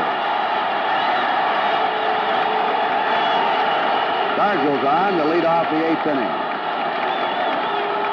A base hit for Stargell, the Pirates' 3rd hit. Pagan is grounded to 3rd, hit into a force play.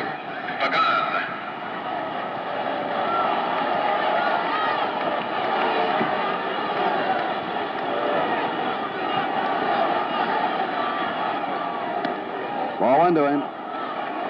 Brooks Robinson at 3rd, Boog Powell at 1st, defending against the bunt.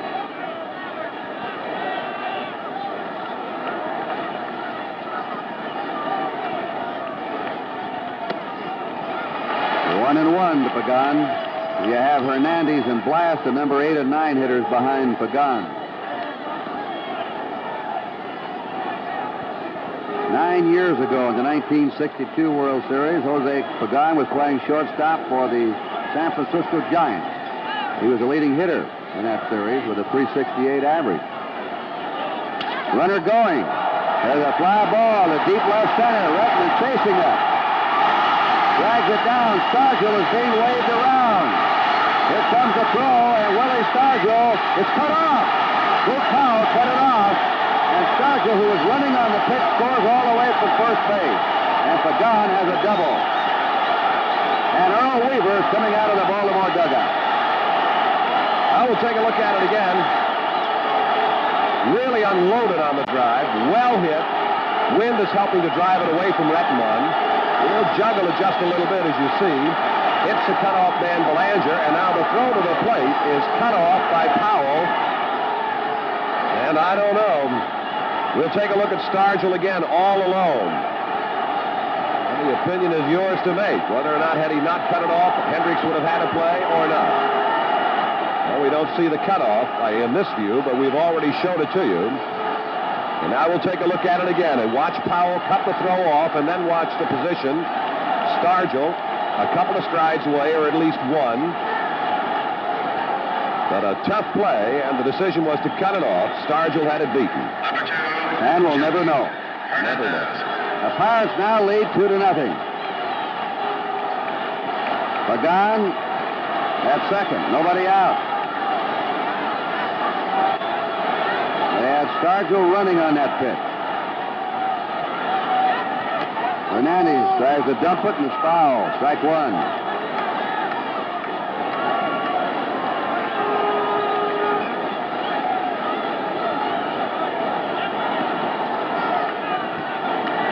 No team has ever won every World Series game in their own ballpark. The Orioles now trailing 2-0. They have a chance to set some World Series history, but they're behind right now. Baltimore won the first 2 games here and Game 6 here. The Pirates won all 3 games in Pittsburgh. And no team's ever won 4 games at home in a World Series.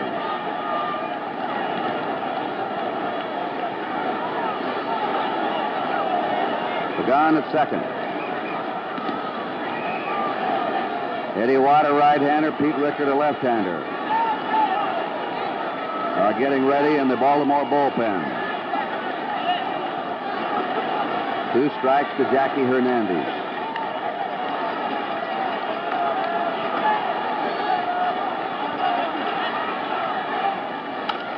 Fly ball to Frank Robinson. Pagan is tagging at second. He's holding. Robinson's throw is into Brooks Robinson. Fairly strong throw by Frank Robinson.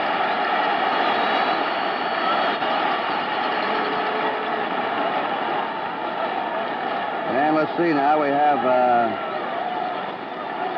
Leonard now is the middleman of those pitchers. Watts on your left, the right-hander. Rickard on your right, the left-hander. Leonard sits down. Steve Blass getting a hand for his brilliant pitching today in Canaan, Connecticut. And I imagine you can shoot a cannon off in the streets up there right now. Everybody's watching his 7th game efforts today. He bounces it foul to Brooks Robinson.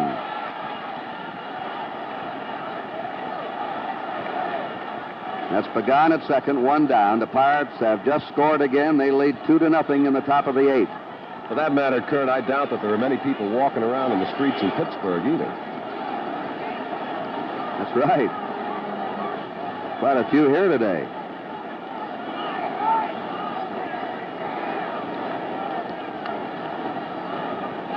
They were saluted, incidentally, on the message board a little earlier. A salute to the Pirate fans for their very good team and their class baseball organization is what the message board said. That's by the Baltimore organization. Pagan at second.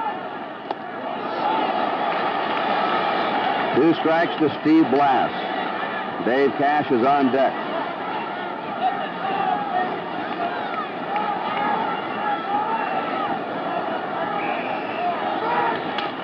Taps it to Cuellar, who looks Pagan back to second and throws Blass out. 2 down.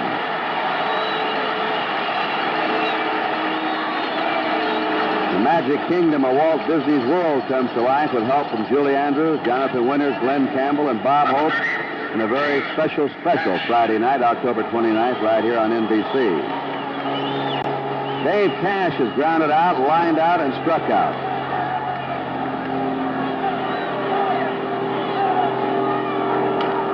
He hits it to Brooks Robinson. Fair ball. Brooks over to first. Low throw. Powell comes up again with a good dig out of the dirt. But the Pirates came up with a run on 2 hits. No errors, 1 left. At the end of 7.5 innings, the Pittsburgh Pirates 2, the Baltimore Orioles nothing. Your attention, please. Will the owner of automobile, when take number Maryland J.D. He's standing in the dugout. I'm going to go down in just in case. 7. Report to your guard at once. Oh, so fast.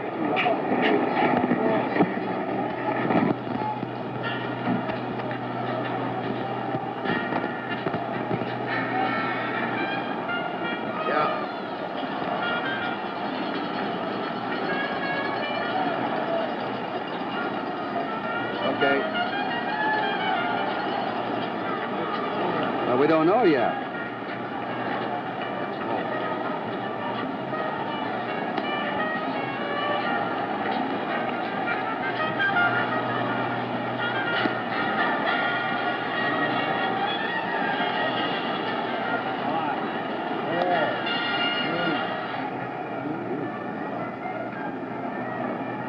And now down to Tony Kubek.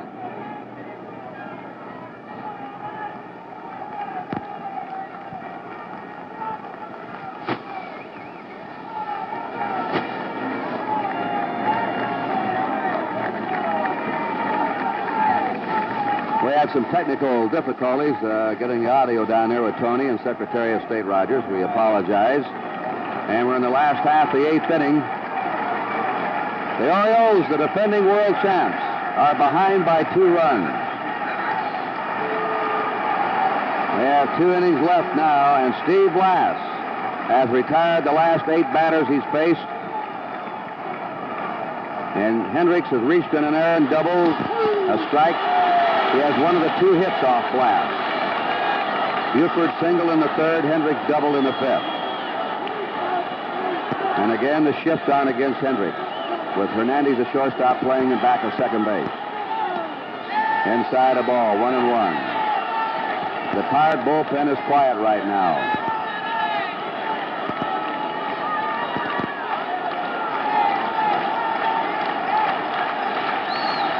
Glass has struck out 5 and walked 2.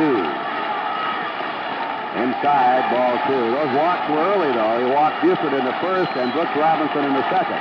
He's not walked the batter since. In the Oriole bullpen, Dobson and McNally are warming up. That ball is a fair ball. No, foul ball. Call it foul. Foul ball called by the first base umpire, Ed Sudol. 2-2 to Ellie Hendricks. So there are the 2 20-game winners, Dobson and McNally. Yesterday, we had a real oddity of baseball when the Orioles used 3 pitchers and everyone was a 20-game winner in one game. They have a 20-game winner on the mound today and 2 20-game winners warming up in the bullpen. But I think the real story in this series, we'll tell you about it here in just a moment, or what are the real highlights. 2-2 pitch to Hendricks. And he drives a base hit into left center.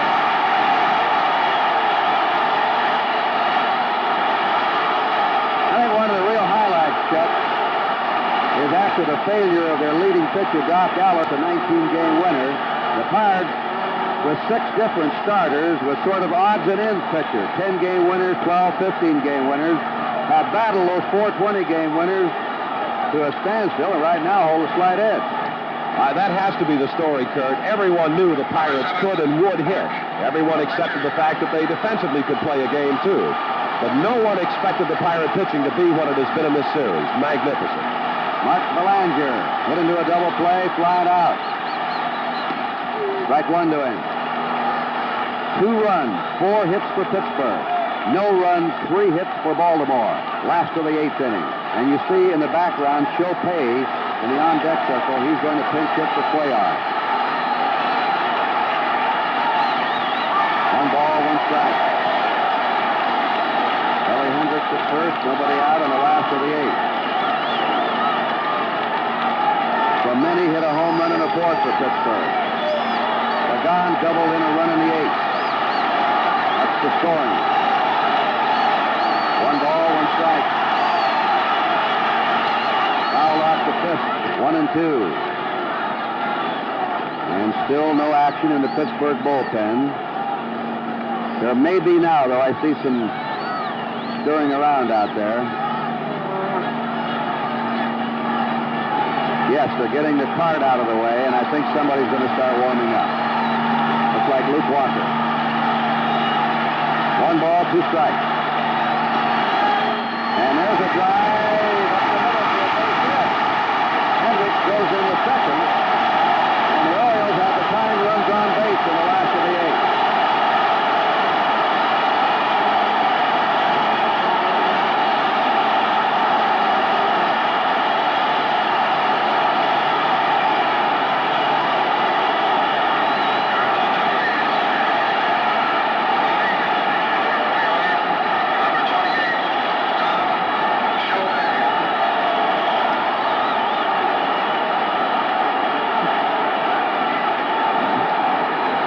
Chopay batting for Mike Cuellar. Hendricks at 2nd. Belanger at 1st. Each team with 4 hits. Back-to-back singles for the Orioles, and the Baltimore fans are roaring now. A ball to Chopay. This is the 5th time he's been up as a pinch hitter in the World Series, which ties a World Series record. He hasn't had a hit in 4 official times. strike. 1-1. The Pirates are in tight. Let's see, they start warming up. Walker and Justy now in the Pirate bullpen. Justy the right-hander, Walker the left-hander. Pirates are looking for the bunt at the corners. A 1-1 pitch. He dumps it. It's a good bunt. And it moves the runners up in the second and third. A perfect sacrifice by Chopin.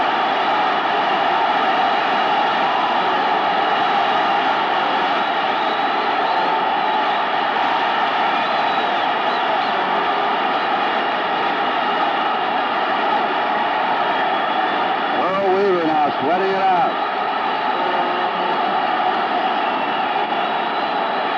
Danny Murtaugh signaling to his infield.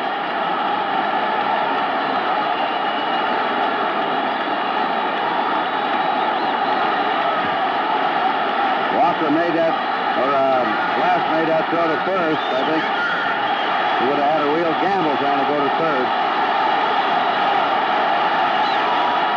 Sanguillen had pointed to third. The catcher calling the play, though. You saw Sanguillen point to third. You thought Glass could have got Hendricks at third. Hendricks is at third now. Belanger at second, one out.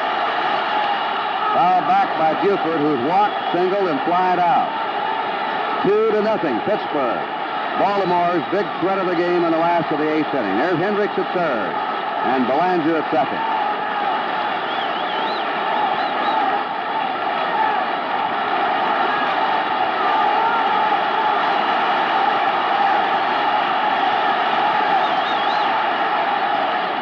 Outside, a ball, 1-1 to Don Buford. And either McNally, the left-hander, or Dobson, the right-hander, will come in and pitch the ninth inning for Baltimore.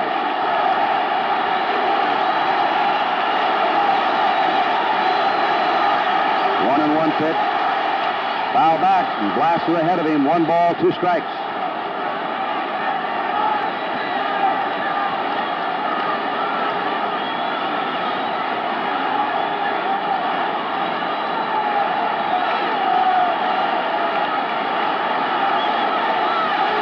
Dramatic game such as we had yesterday. 1 ball, 2 strikes.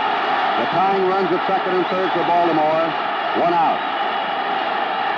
Off-speed pitch is hit to Bob Robertson. A run will score. Steps on the bag. It's a 2-1 game. Over to third goes Belanger. Give Buford an RBI.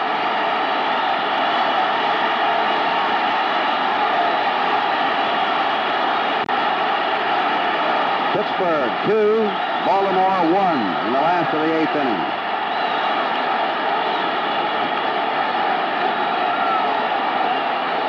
Dave Johnson popped up trying to bunt, grounded to third, popped to short, 0 for 3.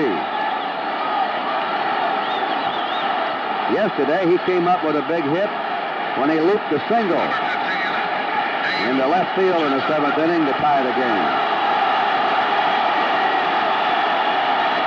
Pagan is playing shallow at third against him. Breaking pitch away, 1-0. There's Pagan even with the bag. Belanger's at third, 2 down.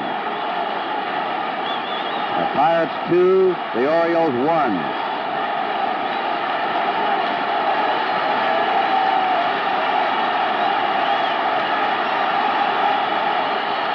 Check swing foul, 1-1.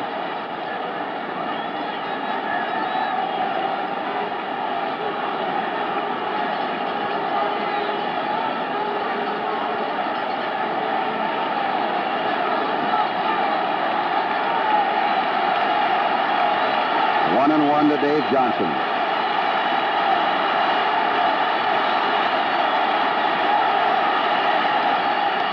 In there, strike 2.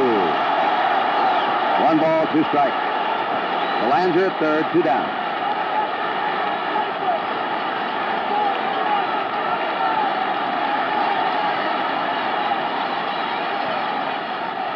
Now Blass wants to talk to Sanguillen.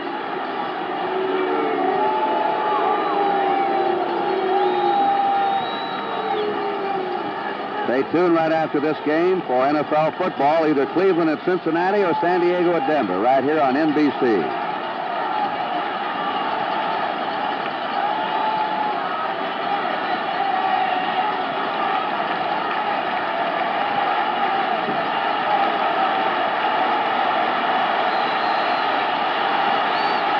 One ball, 2 strikes to Dave Johnson. Belanger at third, 2 down.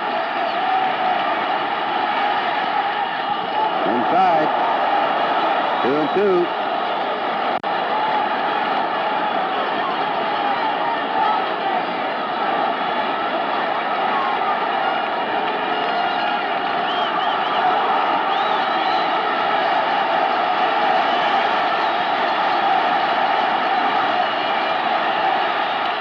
It's a ground ball in the hole at short. Miami throws right there with a throw. Oh, he's played a steady shortstop in this series. And the Orioles pick up a run. 2 hits, no errors, 1 left. At the end of 8, Pittsburgh 2, Baltimore 1.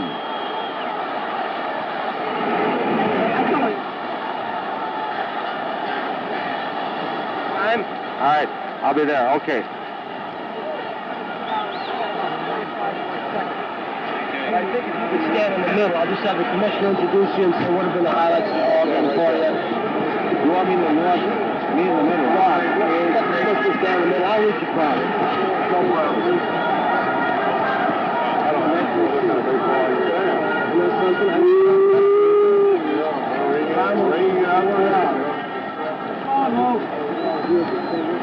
Yes.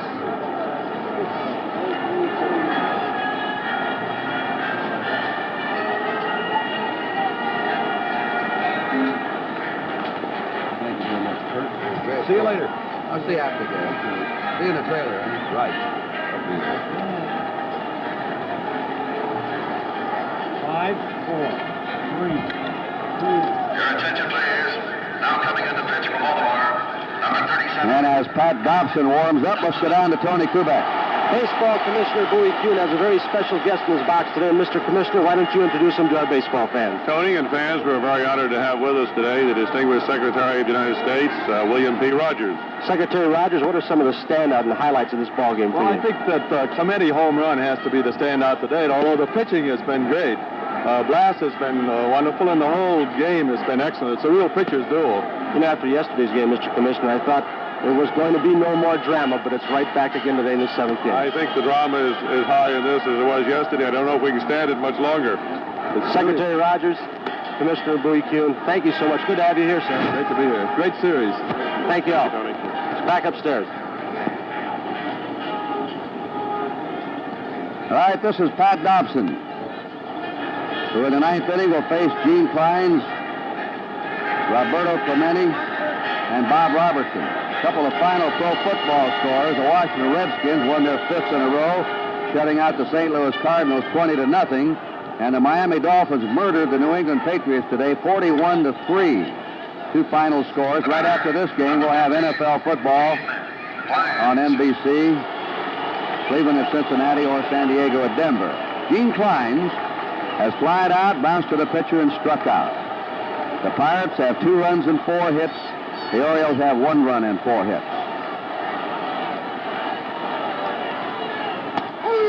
Dobson in with a strike. He won 20 and lost 8 this year. It's his 3rd appearance in this World Series.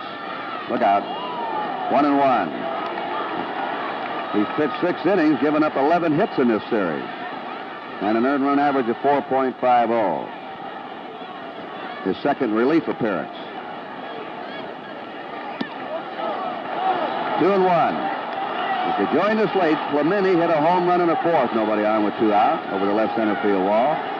In the 8th for the Pirates, Sanguin, Estargio single, and Pagan doubled him home. And Estargio was going on the pitch.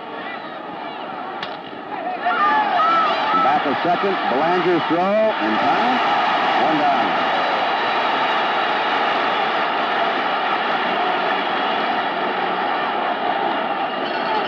Roberto Clemente coming up. If the Pirates would hold the lead in the last of the 9th inning, this could be his last chance at tying a World Series record. He's getting an ovation here in Baltimore. He's been, as he has in his entire career, a total ball player in this series. Running, throwing, fielding, and batting. He has 12 hits. The record is 13 by Bobby Richardson and Lou Brock. They each had 13 hits in a series. 7-game series. Ball 1 to Clemente, who grounded to short in the first, homered in the fourth, slide out to center field in the seventh. And if your Oriole fans are looking ahead, they'll have Powell, Frank Robinson, and Rettman up in the last of the ninth inning. Ball 2 to Clemente. He's had 11 years between World Series, and he's made them count. At the age of 37, he has burning pride. He wanted to have a great series, and he has. 3 balls and no strikes to Clemente.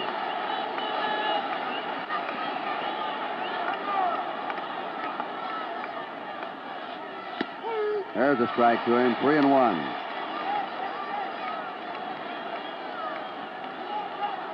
The way he's played here, you take a look at that body and see the way he still throws and runs. He should play for another 2 or 3 years at least, unless he gets some hard luck injuries. 3 balls and a strike. 3-2 now.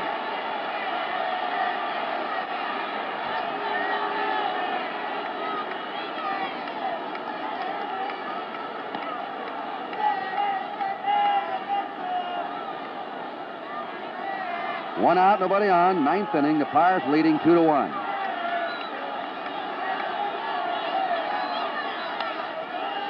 And a foul, 3-2 to Clemente.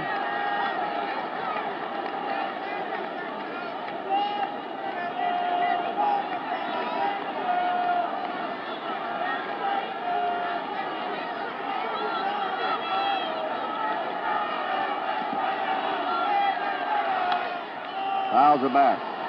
Cuellar pitched 8 innings, 2 runs and 4 hits. Cuellar struck out 6 and did not walk a batter. But Blas was just a little bit better. 3-2.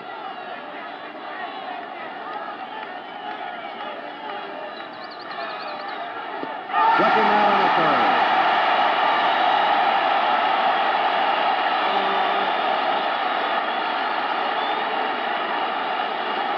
Two down for Pittsburgh in the ninth. The batter is Bob Robertson, who's lined to third, grounded to third, and struck out, 0 for 3. Well, you're going to be hearing a lot about this fellow in the future.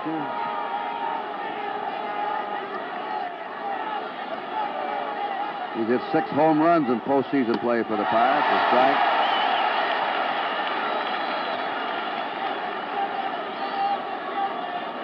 And he hit 26 during the year. 25 years old.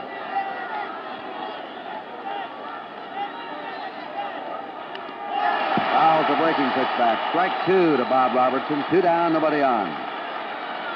On deck, Manny Sanguillen.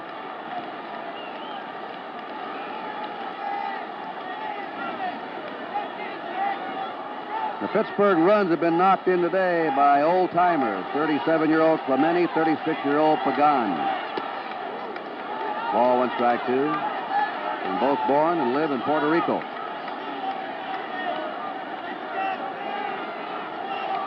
One ball, 2 strikes to Bob Robertson. Curve hangs inside there, and 2-2.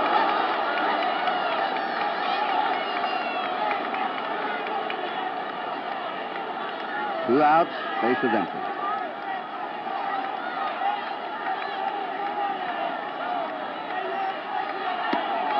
Three and 2 to Robertson.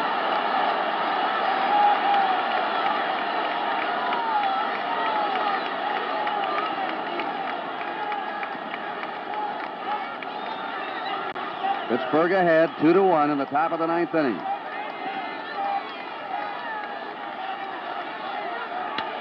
Flashes it into left field. Buford over there for it. Robertson makes the turn and holds. Base hit number 5 for Pittsburgh. We pause briefly for station identification. This is the NBC Television Network. Number 35, Manny Sanguin. And back here in Baltimore, this is Kurt Gowdy with Chuck Thompson and Tony Kubek as Manny Sanguin is up now. He has singled in 3 times.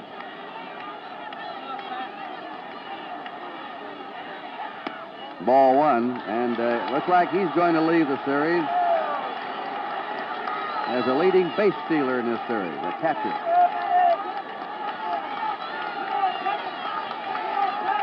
Remember that the NFL football will follow this World Series game. There's a strike. As soon as we're through here with the 7th game of the series, we'll be switching to either Cleveland at Cincinnati or San Diego at Denver, NFL football. Bob Robertson at first, 2 down. Pirates leading 2-1. 9th inning.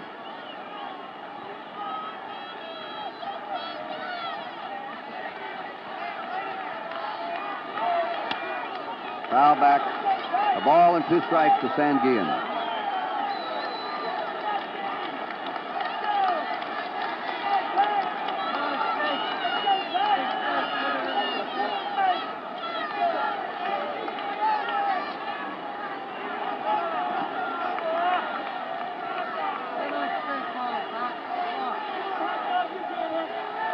This will be a time call.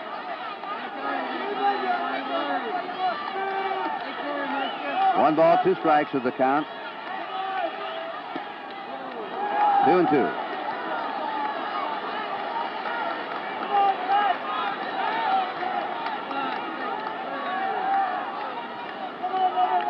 Dave McNally and Eddie Watt have been warming up in the Oriole bullpen.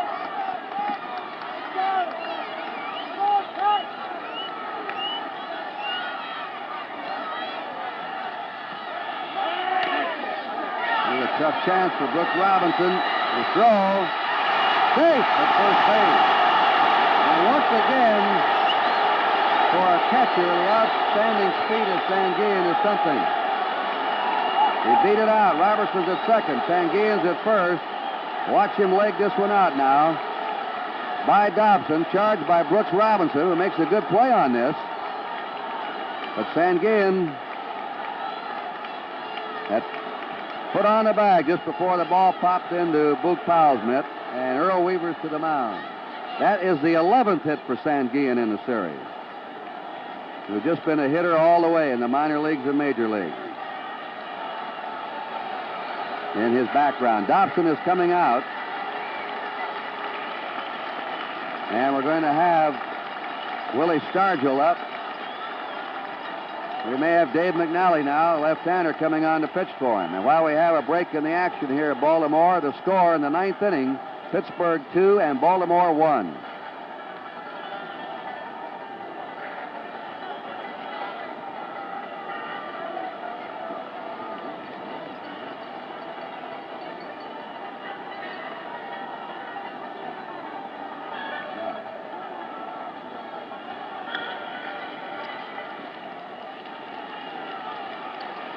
Attention, please. Now coming in the pitch for the Orioles, number 19, Dave McNally.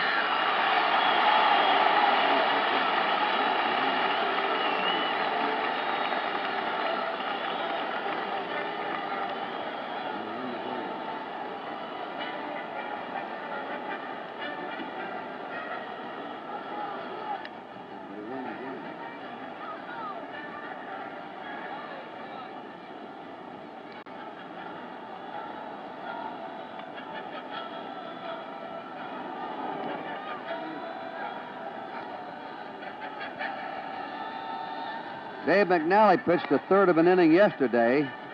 Came in the 10th inning and received credit for the victory. And he's on now with 2 outs in the top of the 9th inning. And while he warms up, let's go down to Tony. If the Pittsburgh Pirates are to become the 1971 World Champions, it's not going to be an easy job. In the last half of the 9th inning, Boog Powell, Frank Robinson, Merv Rettenman, and then, of course, Brooks Robinson, if she should get to the plate. So far, Blass and the pitching in this ballgame has been just exceptional. Cuellar was breezing along. He got his screwball in the groove. He got in a little bit of trouble. The defense has been superb. And it would be fitting if no more runs are scored in this ballgame than the great Roberto Clemente, who hit the home run to give him the lead to start the ballgame. Back upstairs. And look at that Earl Weaver pacing in that Baltimore dugout. Willie Stargell has struck out twice, singled, and scored from first base. He was running on a pitch when Pagan doubled over the head of Merv Retman in the 8th inning. The ball was cut off in front of the plate by Boog Powell. Runners on first and second for Pittsburgh now, 2 down. Ground ball to Dave Johnson. And they're out of the inning. Stargell grounds out in the top of the 9th. No runs for Pittsburgh. 2 hits. There were no errors, and they left 2. And so we're coming to the last of the 9th inning with a score: Pittsburgh 2, Baltimore 1.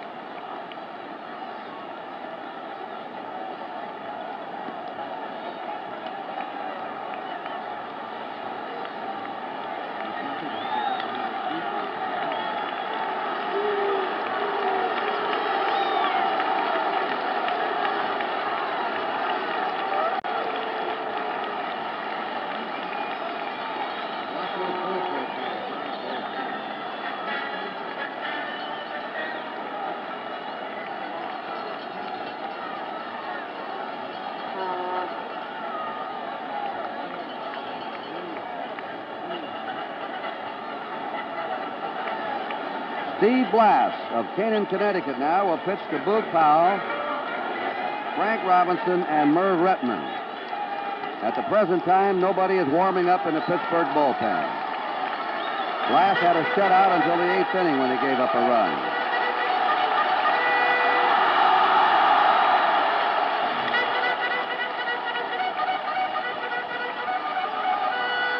Blass has struck out 5. He's walked 2. He's not walked a batter since the 2nd. He's allowed 4 hits, 3 singles and a double. Boog Powell struck out, grounded out, and struck out. They keep that shift on against him. Blass curves him for a strike.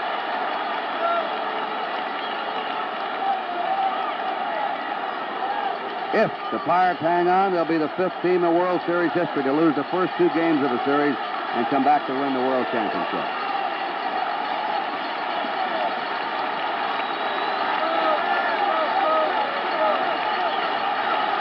One strike to Powell. High and away, 1-1. The sun trying to come through for the first time today.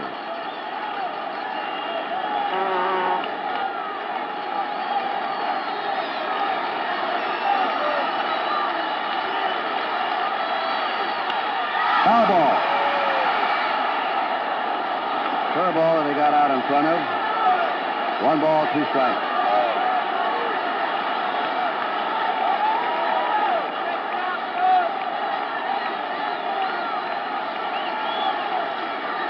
Baltimore trailing 2-1. Powell leading off, last of the 9th inning.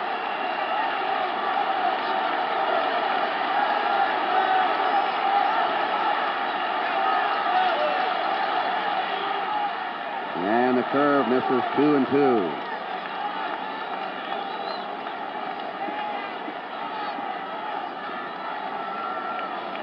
He uses that as his changeup, that slow curve. It's been an effective pitch for him. 2-2 to Powell.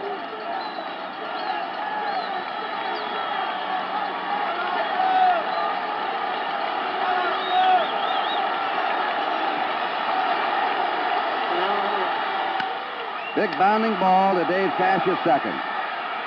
1 away.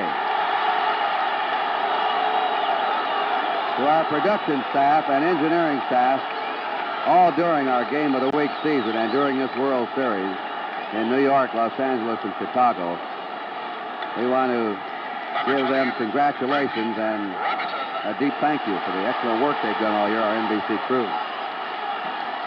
One out.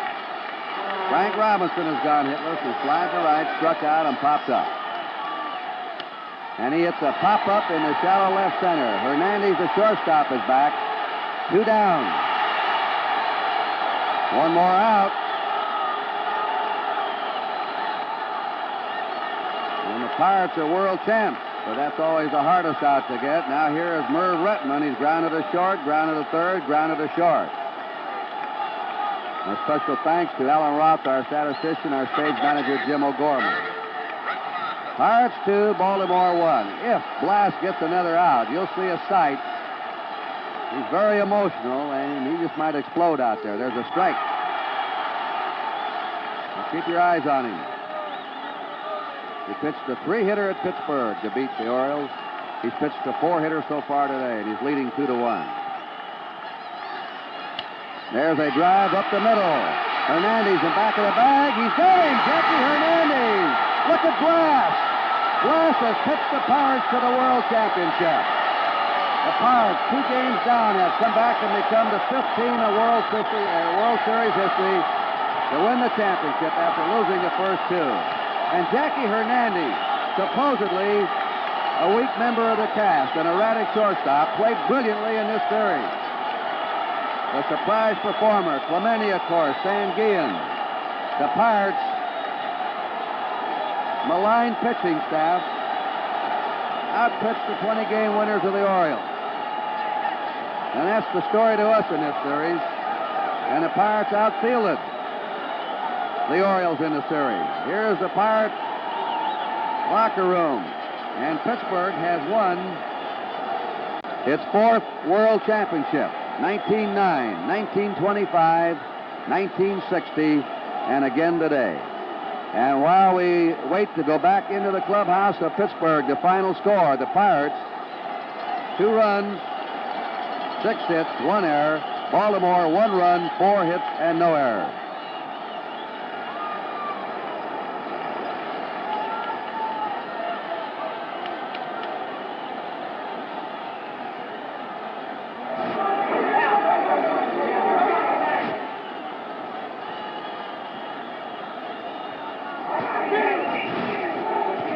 I hear you, Lou Cusero.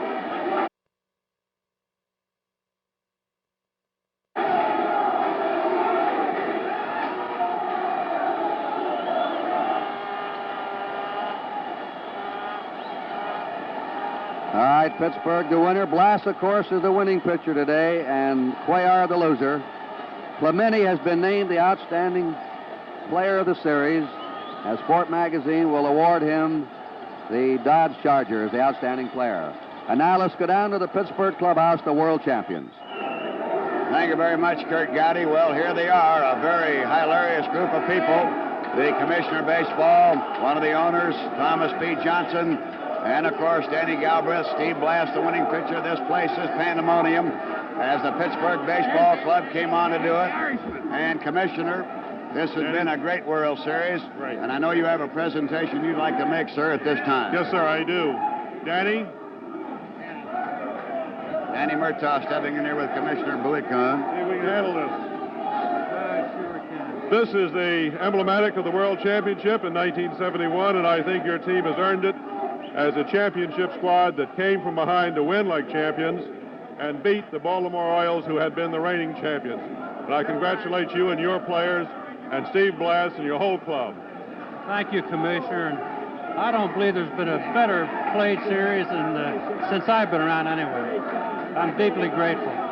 Danny Murtaugh, let me step in here for just a moment. 1960, you performed the impossible, and you did it again. Congratulations here in 1971. Thank you, Bob.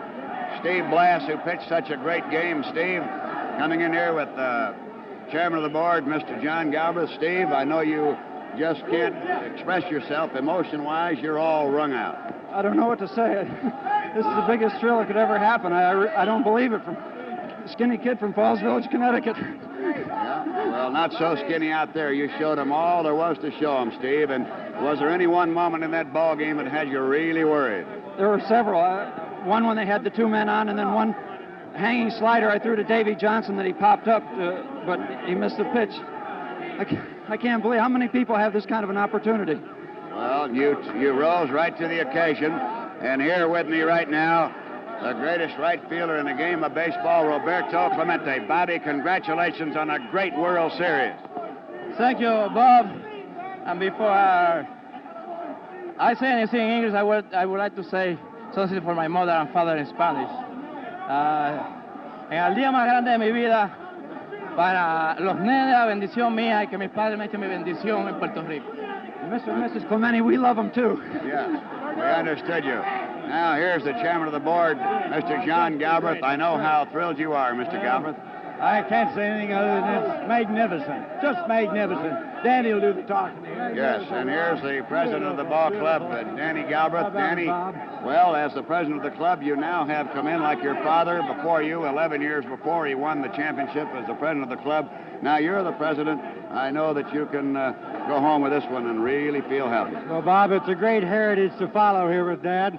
And the way these boys fought back, I think, shows the class of a real winner. And I'm so happy for all of them, as well as the folks back in Pittsburgh that have been supporting us all the way. And there might be some rip snorting in Pittsburgh. It is under the mayor, Pete Flaherty. Your Honor, I know how thrilled you are at this. Well, we're very excited. The players deserve great credit. They got off the floor and they brought this championship to Pittsburgh, and they deserve all the credit in the world. All right, may I present to His Honor the Excellency, the Governor of the Commonwealth of Pennsylvania, the Honorable Milton Schaap. Oh, boy, this is some day. I can't even talk. It's just yelling so hard. Well, it was a real great one. There's no question about that. And now we have Bruce Keeson. And Bruce, you're going home now. You were a victor in one of the games here, and you're going home by do arrangements with the Baltimore Club with a chartered aircraft and a helicopter to get married tonight. Congratulations to you. That'll be a happy wedding night in a lot of ways. All right, thank you, and thank you for everything you've done, too. You had a lot to do with it, I'm sure. All right, that's Bruce Keeson. Now we'll send it back up to Kurt Gowdy. All right, and the jubilation continues in the Pirate Clubhouse. Of course, quiet disappointment over there to Baltimore in their clubhouse, but a team that 3 years in a row has won 100 games. And I agree with Danny Murtaugh. This is one of the best World Series we've had in a long time. Again, Pittsburgh pitching. After Doc Ellis, their 19-game winner, was Derek. They didn't use him the rest of the series. And with 8, 10, 12, 15-game winners, they allowed in that last 5 games only 8 runs and just 21 hits in the last 5 games of the series. Blass and Keeson and Briles, all of those fellows pitching great ball. And, of course, Clemente, Sanguian in the hitting department. A tremendous series. And Baltimore nearly pulled it out again today when they came up with a run in the 8th inning. That was their big bid, but they couldn't tie it up. And Blass very strong in the 9th inning. So the Pirates, after losing the first 2 games, come back to win the World Championship. And our final score here today is Pittsburgh 2 and Baltimore 1. And now this is Kurt Gowdy, Chuck Thompson, Tony Kubek, and Bob Prince saying that the 7th game of the 1971 World Series has been brought to you by Chrysler Corporation. Extra care in engineering. Your host today, your local Dodge dealer. By the 2-bladed razor, the new Gillette Track 2 twin-blade cartridge shaving system. And by Phillips 66, the performance company. At Phillips 66, it's performance that counts.